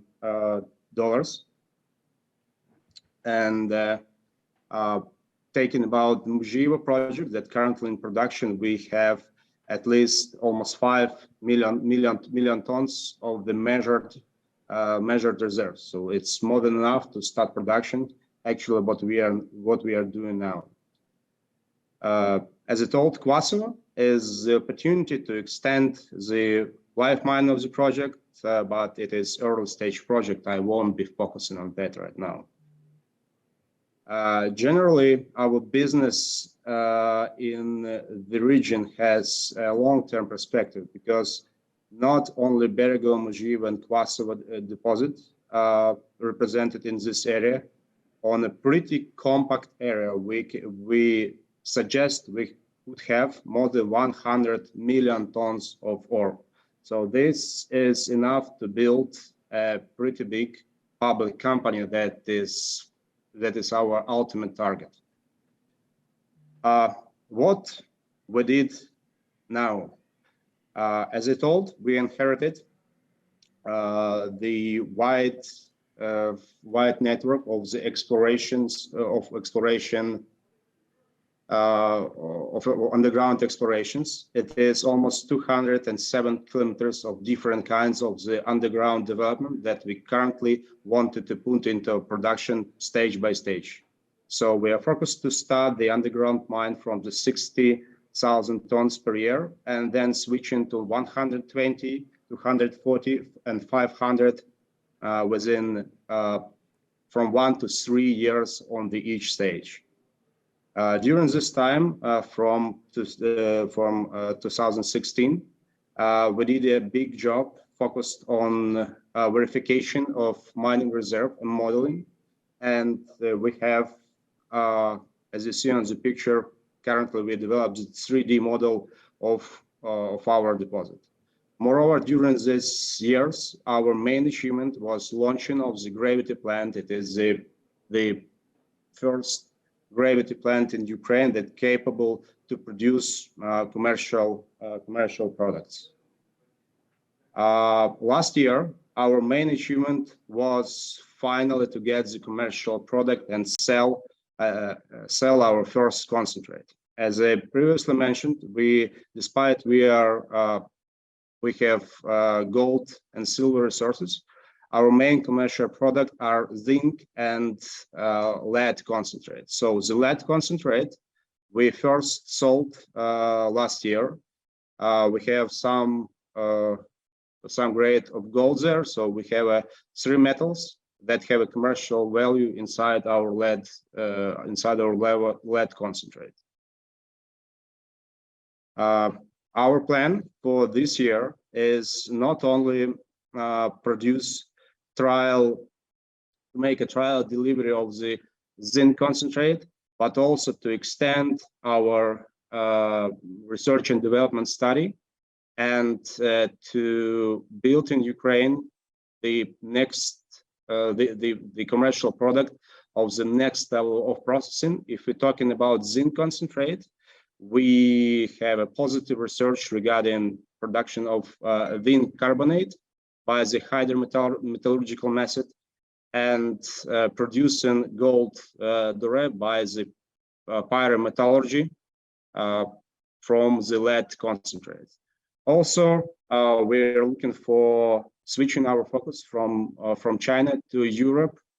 Unfortunately, at the moment, we failed to do that because our main contractors are all from China.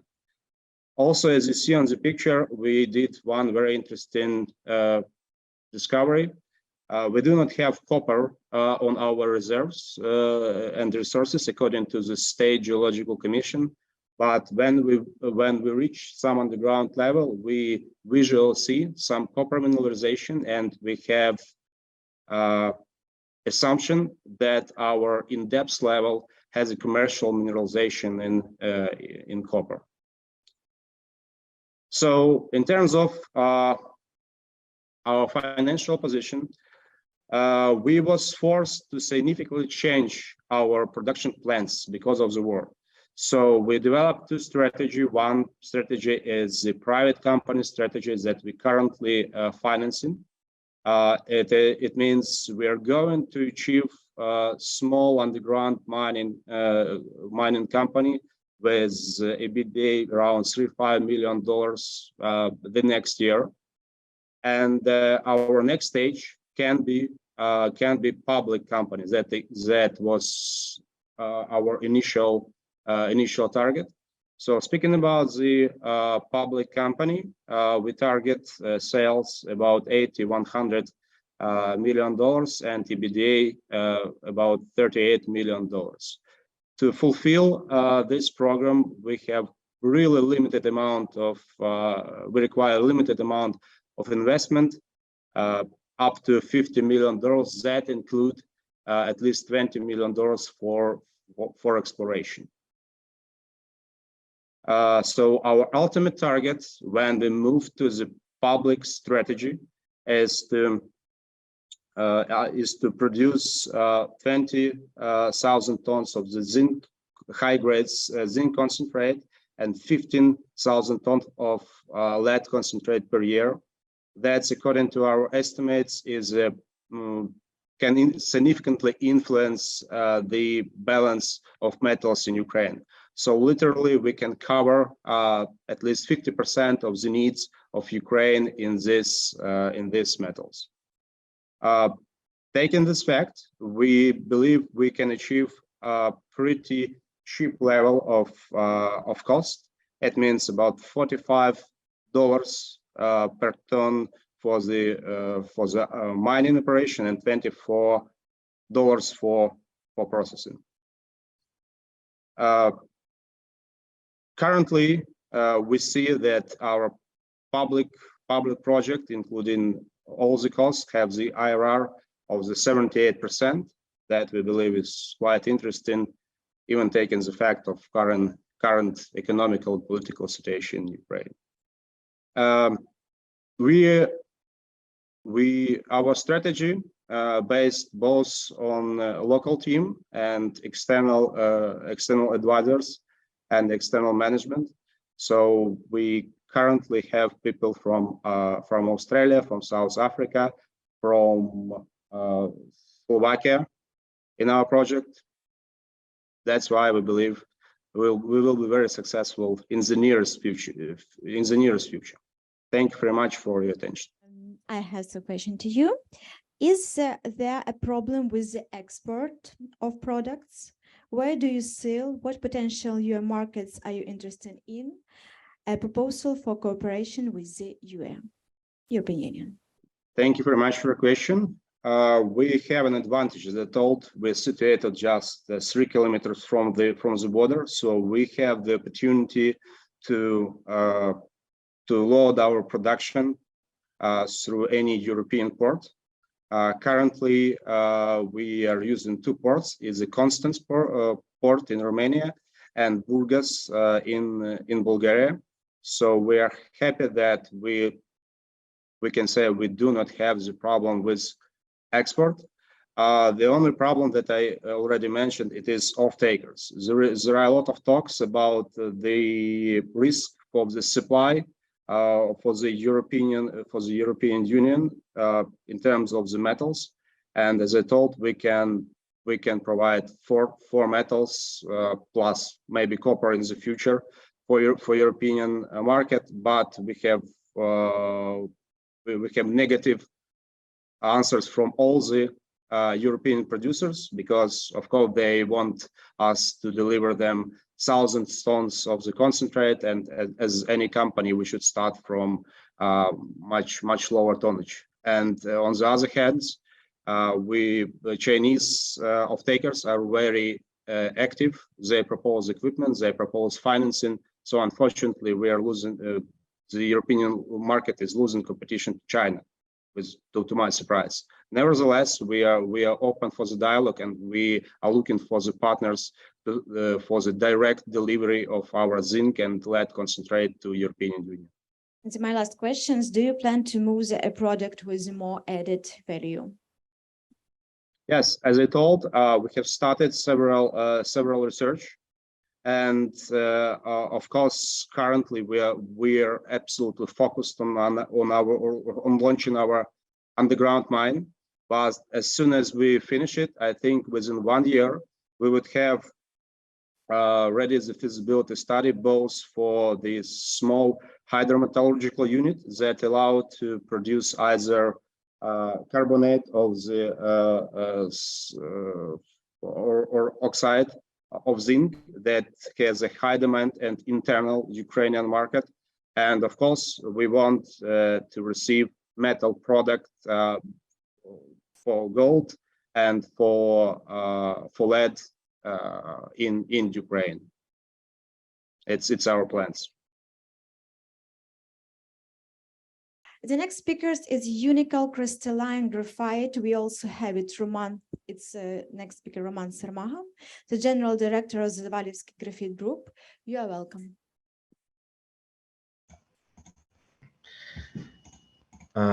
Yes, hello, colleagues. Thank you very much for having me here. I'm trying to share the screen, but it says that I cannot start the screen while the other participant is sharing. So once I have the opportunity, I'll start to share my screen. So once we having some technical problems, I will present myself. Again, my name is Roman Saramaga, and I'm the CEO and director of the Zavalevsky Graphite Group in Ukraine. Zavalevsky Graphite Group in Ukraine was acquired in 2021 by the Australian company World Resources. And World Resources is a graphite producer and emerging. So following the acquiring 70% shareholding interest now is owed by the World Resources, which is graphite producer and emerging anode producer, which is the material for the lithium-ion batteries. Prior to going to the presentation, I would like to come up with my general message to all the panelists and all the guests of this forum. That's the name of this conference is the Ukraine's post-recovery, but we are still situated in the war. We keep fighting for our independence, and the war is not only in military sense, but the war is always also in the economic figures and economic sense. And we fully all understand that after the war there will be a tremendous investments into Ukraine, since Ukraine has a lot of interesting projects, including in the critical raw materials sector. But for those who will support us right now, that will be a big challenge, being on the market, on the Ukrainian market already once the war zone situation is lifted. So don't miss your opportunity and help Ukraine right now. So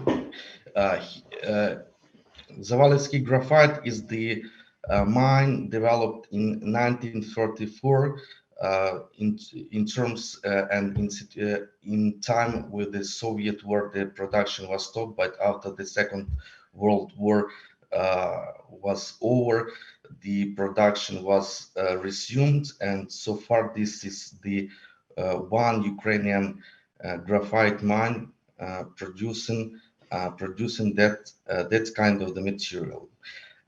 But the future of Europe and future of the graphite is not only in its conventional use, as it's used as the source for pencil, for the factories, for other interesting, even for brakes, but now the green transition shows us that graphite is used in the battery technologies, in lithium-ion batteries.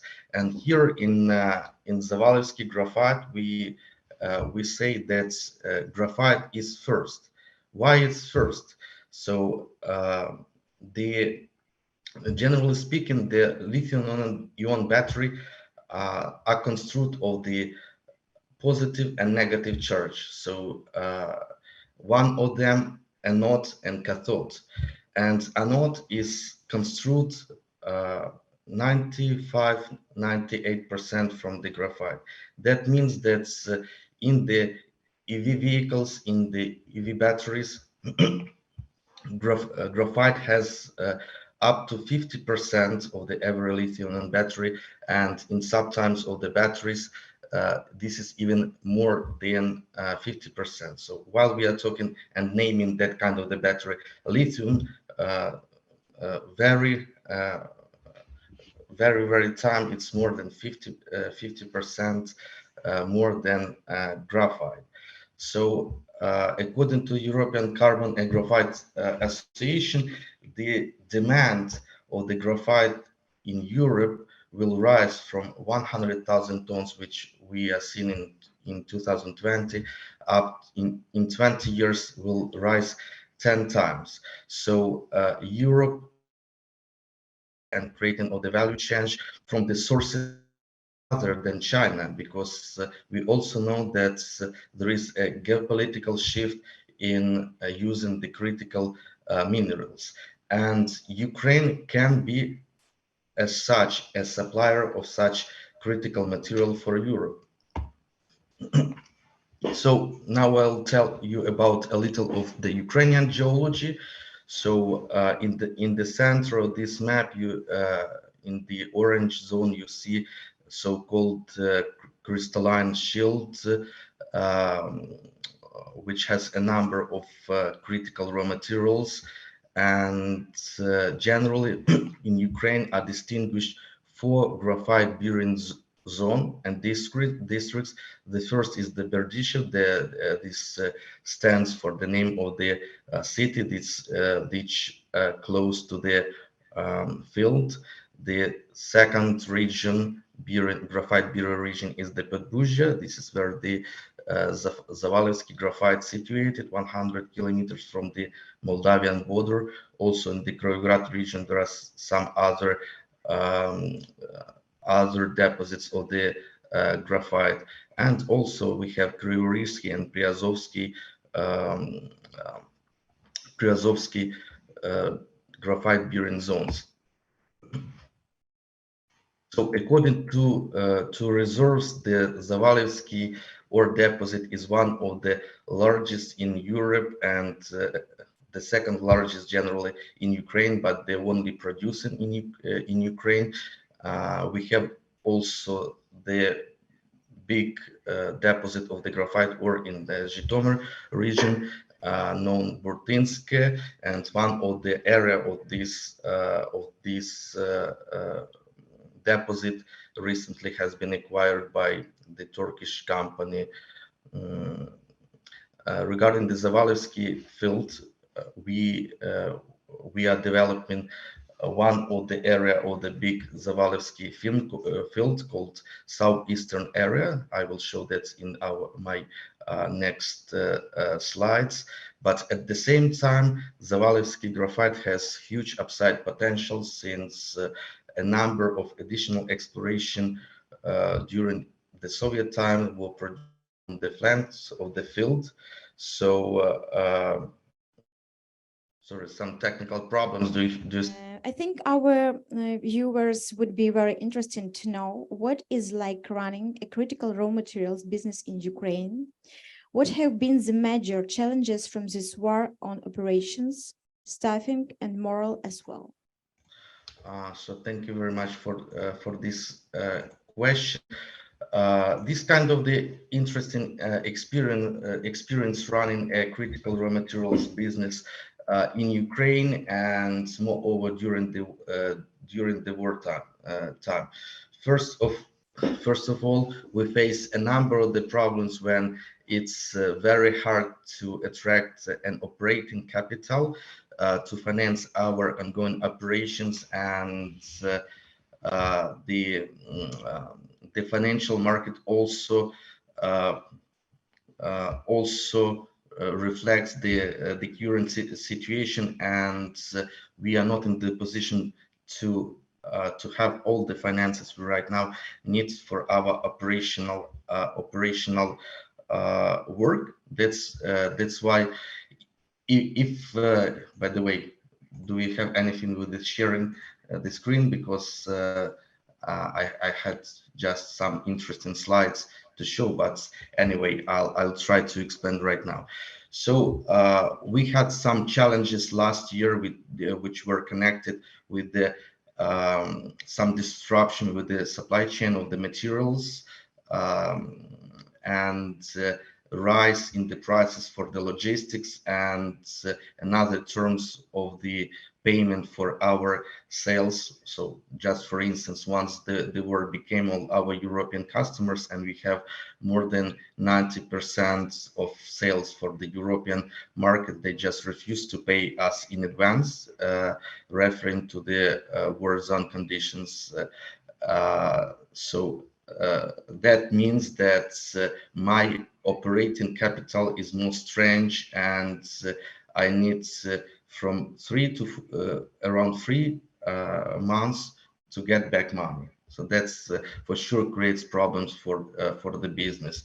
The next issue is also drafting our people to the military. So in 2021, our people were reserved according to the by the Ministry of the Economy, according to the procedure for the reserving of people from drafting into the military. But all you know that from 2023 there was introduced a new procedure requiring to for the company to meet at least 3 criteria out of 6 criteria. So unfortunately, Zavalevsky was not in position to meet these 3 criteria, and 20 of our employees were drafted into the military. That creates problems with the looking for the labor force at the market. But even though we have successfully restarted operations in April, from the 11th April, we have restarted our operation, and we come up for the investors that with the free turns campaign this year, which foresee 1 month production each of the quarter. So we are successfully running our first quarter of the production, and we produced more than 850 tons of the graphite already. Once we produce, we keep going with the sales to generate capital for the further production campaign, second and the third production campaign. And the next your question was regarding the added product, right? How we are looking to create the future value for our shareholders, and to have more added value product. So Zavalevsky Graphite produced the graphite concentrate, but we are targeting producing the anode material, which is the ready product for the battery market. And there is such a pathway for creating such a product. Recently, Zavalevsky Graphite entered into the consortium with the other European companies, and won the Horizon grant, which called Graphite Resilience for the lithium-ion batteries end-to-end supply, which foresee this project is foresee to secure environmental responsible European mining of natural crystalline flake graphite from Zavalevsky mine, highly innovative and continuous low energy input upgrading of the mine ore. The final target of this project is create anode material for the European lithium-ion batteries. So we have partners from the 5 countries: Ukraine, Poland, Spain, Italy, France, and by the way, also the Ukrainian Geological Survey and its subsidiary Geological Information Fund in Ukraine will take part in this consortium. So within this project, which is for 4 years, it's planned to create a 3D geological and thermal structure model of the Zavalevsky deposit.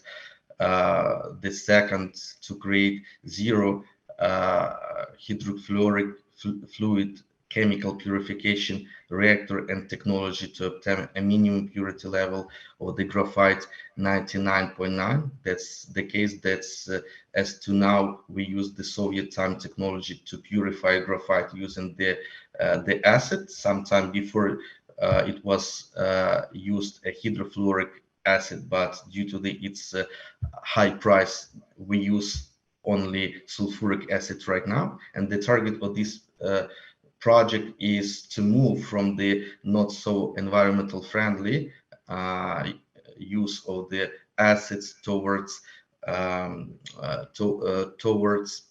thermal purification. So this is a new path which gives us to create a good final product which will fit the European battery market. So thank you very much. Thank you very much for having me. And if you will have some additional questions, I will answer you. And once again, Ukraine needs investments and support right now. Thank you very much. Now we are going to the third part, restoring coming future. There is a direct investment fund in Ukraine. He is developing 11 mining business. It's very important for the recovery of Ukraine. More about this can say CEO of UMG, Andriy Gorokhov. Mr. Gorokhov, you are welcome. Thank you. It's only 3 hours. Well, we all were models here sitting. Thank you for giving a floor. Yeah, so good afternoon. I'll try to be as short as possible, considering that lunch is approaching and many things were said by other participants. So I'll present more investment perspective, investment fund, institutional investor perspective on mining industry in Ukraine. In terms of track record, we were in this market for 17 years. We invested more than 100 mil in the business. We managed to recover for our investors. For now, it's 5 cash on cash, which for mining is more than good result and proves that in Ukraine, you can earn money in this sphere. It's just you've got to know what you're doing and you've got to be professional player. Which is standard for the whole world. I mean, mining is not an easy place to put funds and make profits. That is why, let's say, in investment funds, only from 5 to 10% decide to invest in mining. We have 3 portfolios. Only one of them is mining. But it's substantial. Before the war, valuation of our mining portfolio in Ukraine was above $800 million. When the war started, we continued to look for projects, and for now we have around 10 projects we're looking in Ukraine.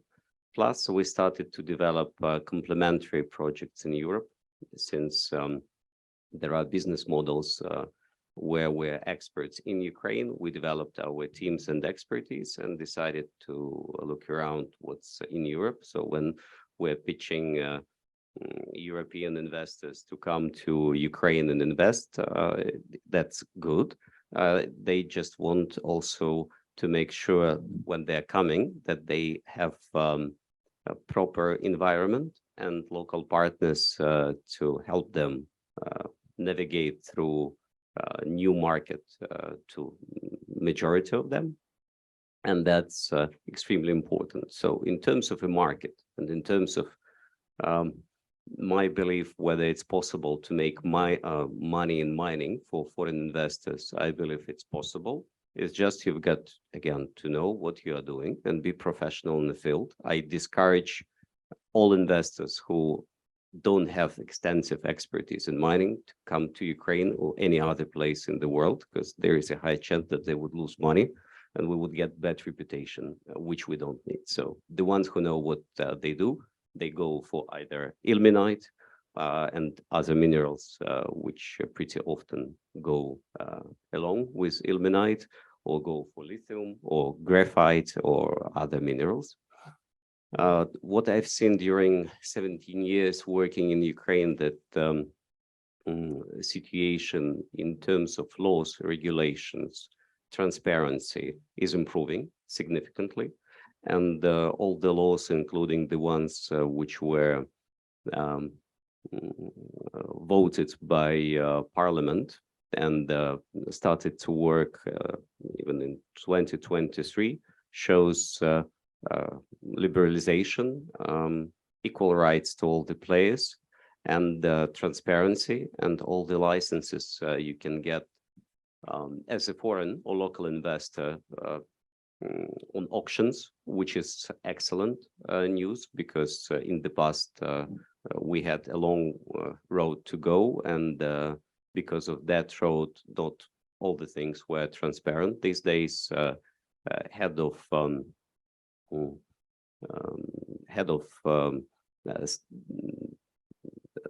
Ukrainian state authorities in charge of mining and subsoils permits really did a good job with institutions like Association of Mining, which Ksenia leads, or EBA Mining Committee. Like, we don't have many institutions in Ukraine in terms of helping mining industry to develop, but these two do a very good job.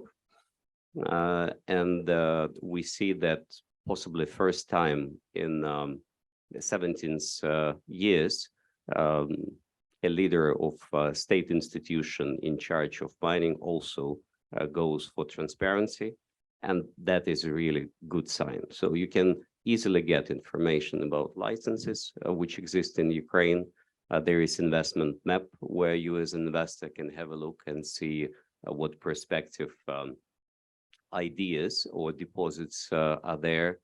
You can deal with the land, including forests, when you get a license. It's not an easy process anywhere in the world.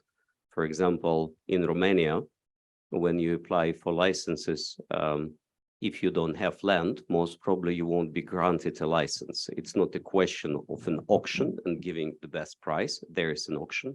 But if you don't own the land above industrial mineral, you don't have a chance to get into the business. In Poland, there is a situation where if you have a license and there is a forest, you simply go for paying to state deforestation agency cost of that forest, and you take obligations to, when you finish your work, to plant 50% more forestry than you cut. In Ukraine, it's possible to mine if there be forest or other types of land, but it could take up to 2 years in order to prepare land for excavation. And that is much better, for example, than in Romania and in many places in the world, because it makes your project feasible. It's just 2 years is 2 years. Your IRR could slightly decrease, but still, if a quality of deposit is good and world-class, if logistics is efficient, and here we also have to talk about logistics and energy infrastructure, because mining facilities usually not in the center of towns and cities, as far as you understand. Pretty often it's some, let's say, outskirt area where roads, first of all, railroads, and second of all, energy infrastructure had to be put, and that is very expensive. So if Ukrainian state wants to support mining industry in Ukraine, and I see that it does its best, and also foreign organizations which are trying to facilitate the process of investment in Ukraine can help with the grants in order to develop infrastructure which would allow many deposits in Ukraine in areas where there is no railway nearby or no energy infrastructure to put that infrastructure. I think those deposits would be developed, and then processing facilities, and then, as usually goes, new labor places, taxes, and additional businesses which supply something to these mining businesses to be developed. So it's like a multiplication effect. It works well, and I hope that we'll also get there, because with industrial parks we got there. Legislation improved, and right now, if you place a new business in industrial park, you get benefits. There are special laws giving that. For mining, for now, we don't have in Ukraine. Unfortunately, these two things like putting energy infrastructure and railroad at the expense of a government or a regional authority budget, but I hope we'll get there now with time. What also I believe is important to ask from our Western partners, considering current situation in Ukraine, I mean war, and even post-war rebuild process, we need insurance for investments in mining, in particular for foreign investors who doesn't know how to work in Ukraine, and certainly their perception of risks is higher than of local investors and the ones who are in the country, which is normal. And for those insurance, like war insurance and other insurance instruments, are critical in order to come to country and invest, let's say, more or invest less cautiously, because speed is important for Ukraine in order to get to GDP, develop economy, and also help European Union with critical raw materials, because today we heard that there is a huge necessity to develop alternative sources, but China, to supply European market, and Ukraine could be really a good place to do so. But for that, there has to be a strategy, a vision, and instruments put forward in order to make it happen. Right. So basically, I could repeat the message which many panelists and speakers today said, that invest in Ukraine, do it professionally, make sure you do your homework and understand how you're gonna move through the process. I can assure you that the process of getting licenses is transparent, that all the information which is available to the market and players are in state databases, and they are easily achievable. So let's say good luck. We're waiting for your investment, and we as like a local investor, if somebody wants to come, ready to support the process. Thank you. Thank you. If you have some questions for Mr. Gorokhov? No, but you answered for my question as the first. And second, UMG is looking for mining projects abroad. You have already invested in clay mining in Spain. How do you like the experience compared to Ukraine? Right. Yeah, we've done investments across in mining, in particular in such industrial mineral as clay for ceramics in 5 countries already. Spain is the key one because we just started with Spain first. Right now we added Poland, Romania, Serbia, and Bosnia, and looking at Turkey. In terms of Spain, we faced a couple of new challenges there. Standard one, like a language, which has no relation to mining, but it has relation to developing proper relationship and networking, and in a good sense, selling ourselves as foreign investors to Spain, because Spanish more easily perceive themselves coming to Ukraine, let's say, in theory or in practice and investing, than Ukrainians coming abroad and starting to work on their deposits. For us, all the countries which I named, and Spain also, and that particular mineral, clay for ceramics, just for you to understand, in Ukraine, we have unique quality for the whole world. And before the war, the asset which we developed was number 2 in its niche and was getting to number 1, and it had valuation above $700 million. And we had a strategy to move abroad. We were studying the world, preparing. It's just the war speeded up the process of expansion of that asset, and we help the team of an asset as an investment fund with a vision, strategy, and execution. So Spain is a good place, since we all know that there are like Spanish ceramic tiles, Italian ceramic tiles, and you need certain raw material in order to produce them. So what we saw is that Ukrainian raw material becomes, because of logistics, a bit expensive. And if you want to sell it, and to sell it in big volumes at high prices and be competitive, you've got to have local sources of raw materials where you would be making blends in order to provide, let's say, a golden thing for a client, where a client gets a quality which satisfies him, and a price which helps the client to make profit in its markets. So we are developing complementary to Ukrainian investment deposits in Europe, in the region, in order to supply leading manufacturers of ceramic with Ukrainian clay, with foreign clay. We have production facilities in two key ports, in Port Ravenna, that's for Italy and for Italic ceramic industry, and in Port Castellón, that's for Spanish one, where our teams make a blend of raw material, get to the final product to be supplied to a client, and then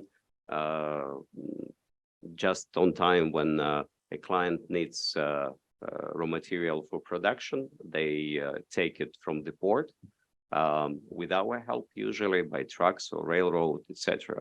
So we are trying, as a company which has vast expertise in investment, and first of all, investment in Ukraine, to combine business models where Ukraine always has a place, and there is something which could enhance those business models by investment abroad, and making sure that having something bigger and more efficient will provide value to our clients, and for us as investment funds, certainly that will increase value of an asset we develop.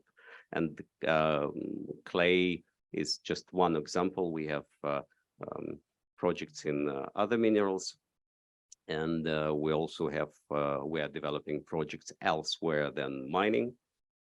Green economy, let's say, is our favorite, and possibly in another conference, another panel, I'll be sharing projects in which we succeed there, but we use the same principles. Ukraine has to be part of the business model, and investment abroad would be, let's say, complementary in order to enhance it.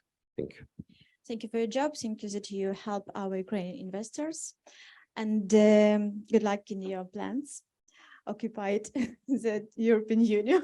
Sorry. Thank you.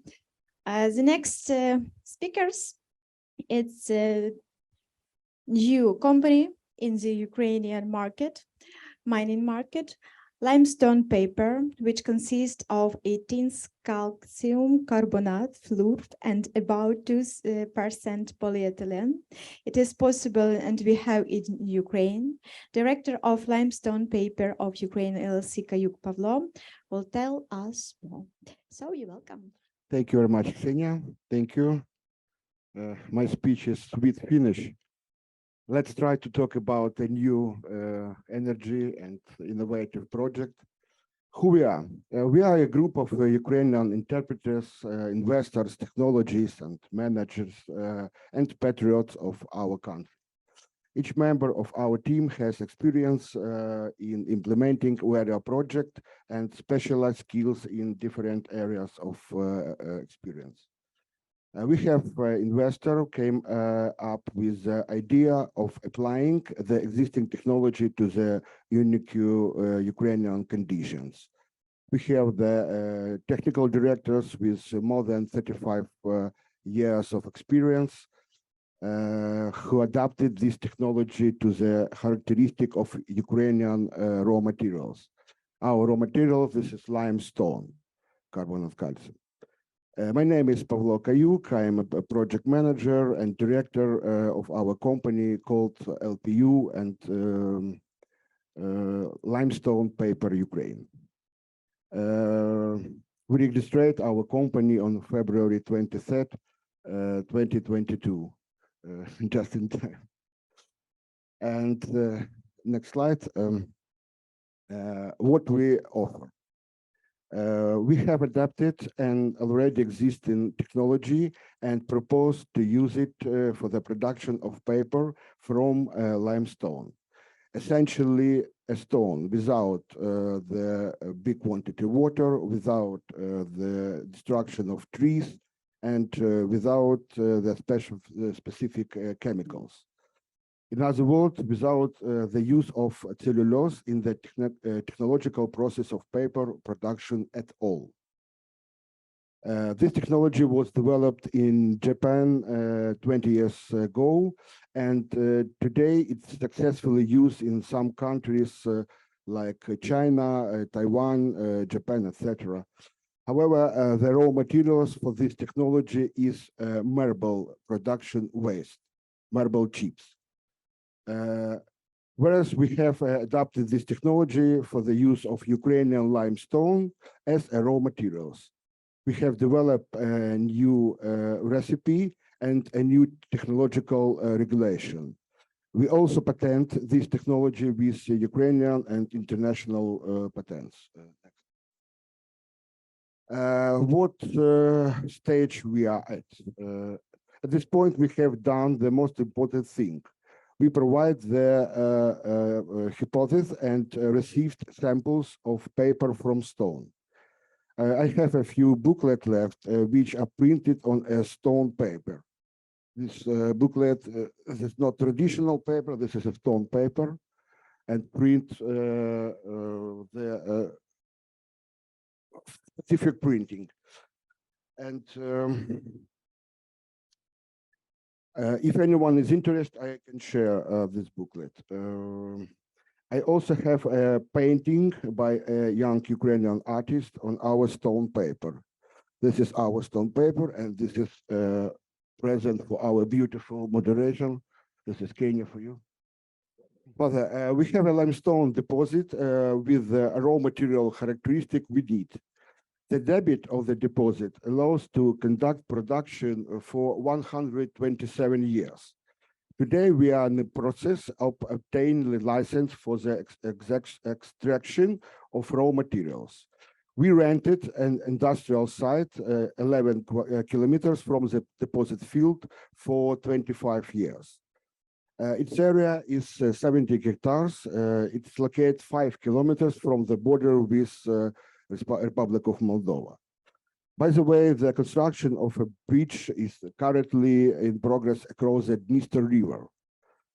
This will be the shortest road to the European countries in Ukraine, which greatly reduce our future logistic costs.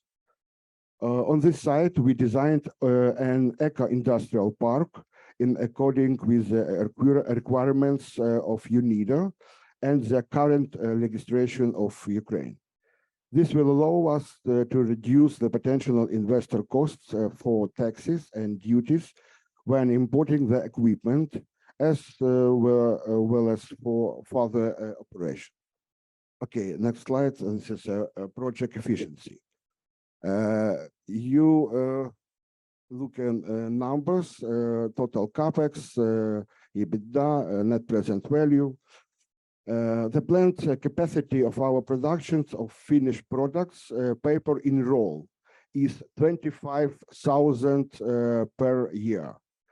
The density of paper in the roll in 150, 200, and 250 grams per one square meter. The cost of a ton of products is less than the cost of paper production from cellulose by 20-25%. The selling price of a ton of stone paper slightly lower than the price of a ton of traditional paper. However, we plan to export part of the products to the European countries in order to increase marginality and business efficiency. This is our industrial park.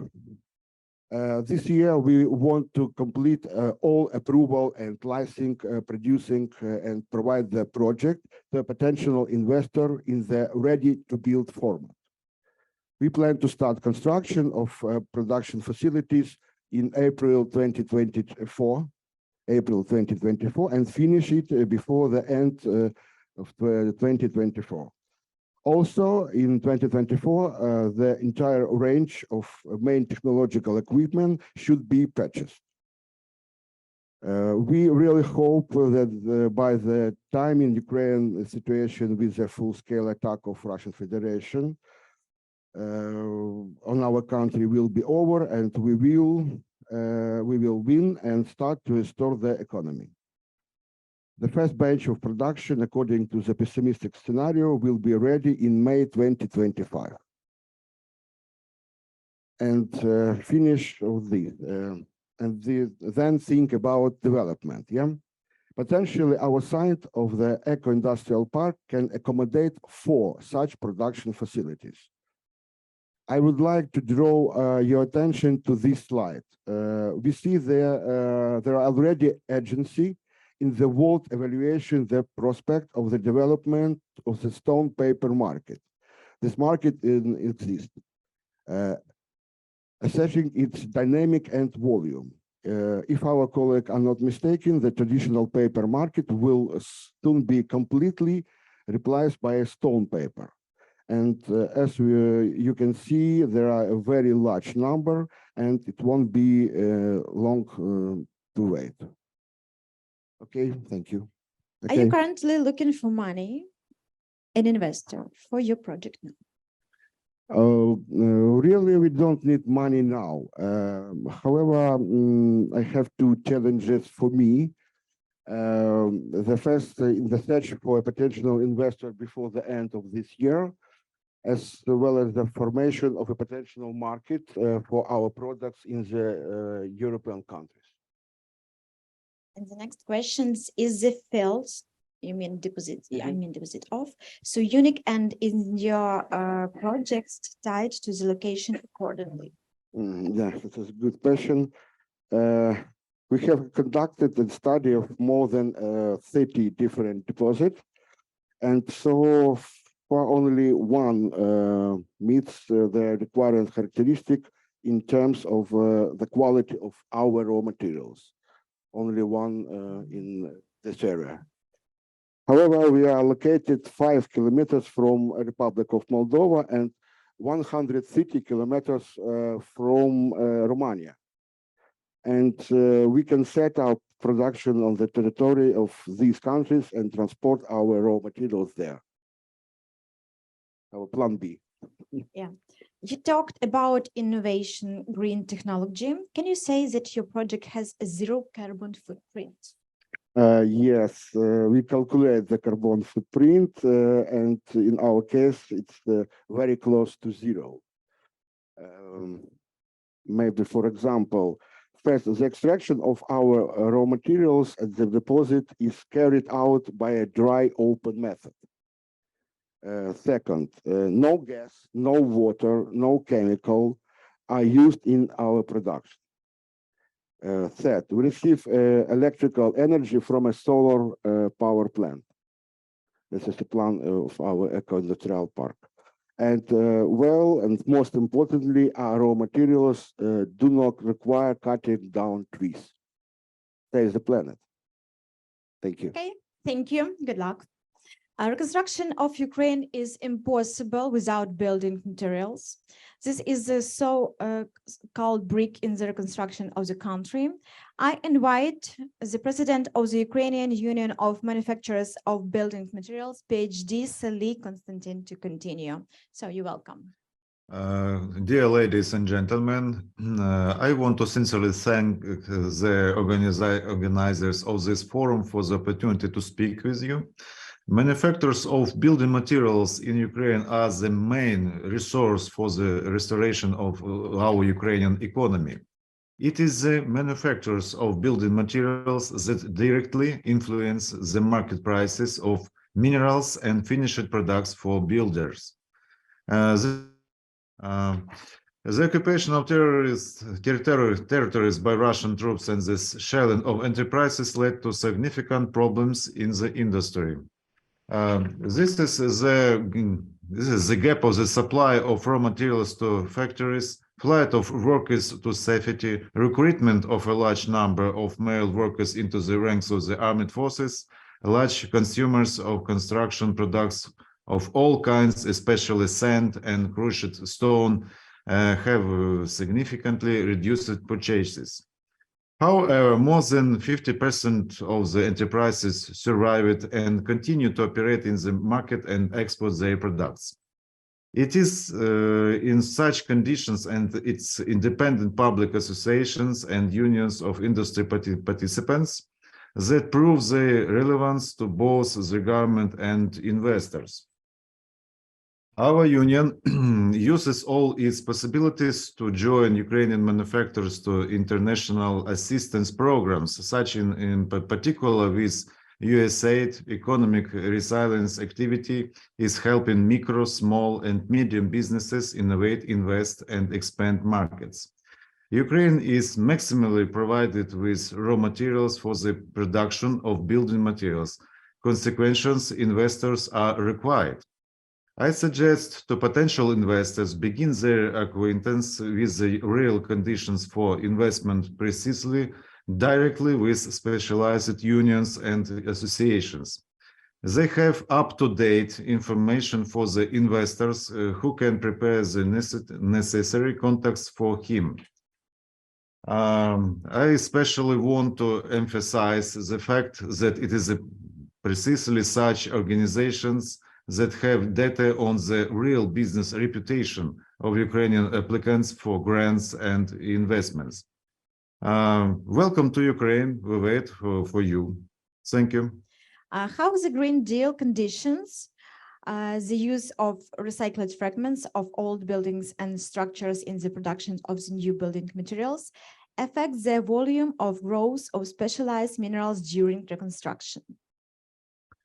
First of all, we are grateful for the Green Deal program for the fact that its implementation will be reduce the unprecedented pressure on our mineral deposits.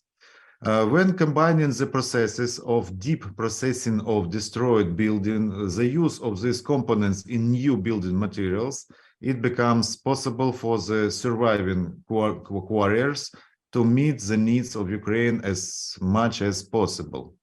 Thank you. Thank you for you. As the next questions, what about the raw materials for the production of window glass? Ukraine is absolutely provided with raw materials for the production of glass. However, all plants for its production have been destroyed in our country. And Ukraine needs approximately 750 million square meters of window float glass alone. And we have materials, but we don't have glass. Thank you. And what is the situation with bitumen for the road construction? In the last question. It's a very huge, big problem. We were critically short of bitumen for road construction in Ukraine. And purchases came from Russia and Belarus. And investments in bitumen production guaranteed very big profit. Welcome to bitumen producing. And I think we will have big win working in Ukraine. Welcome. Thank you. Thank you for your speech. Our association, National Association of the Extractive Industry of Ukraine, has direct contacts with politicians and businessmen. We will be happy to help with contacts if anyone needs them. And I want to once again thank for all the speakers for their meaningful reports and the listeners for their attentions. I think we succeed.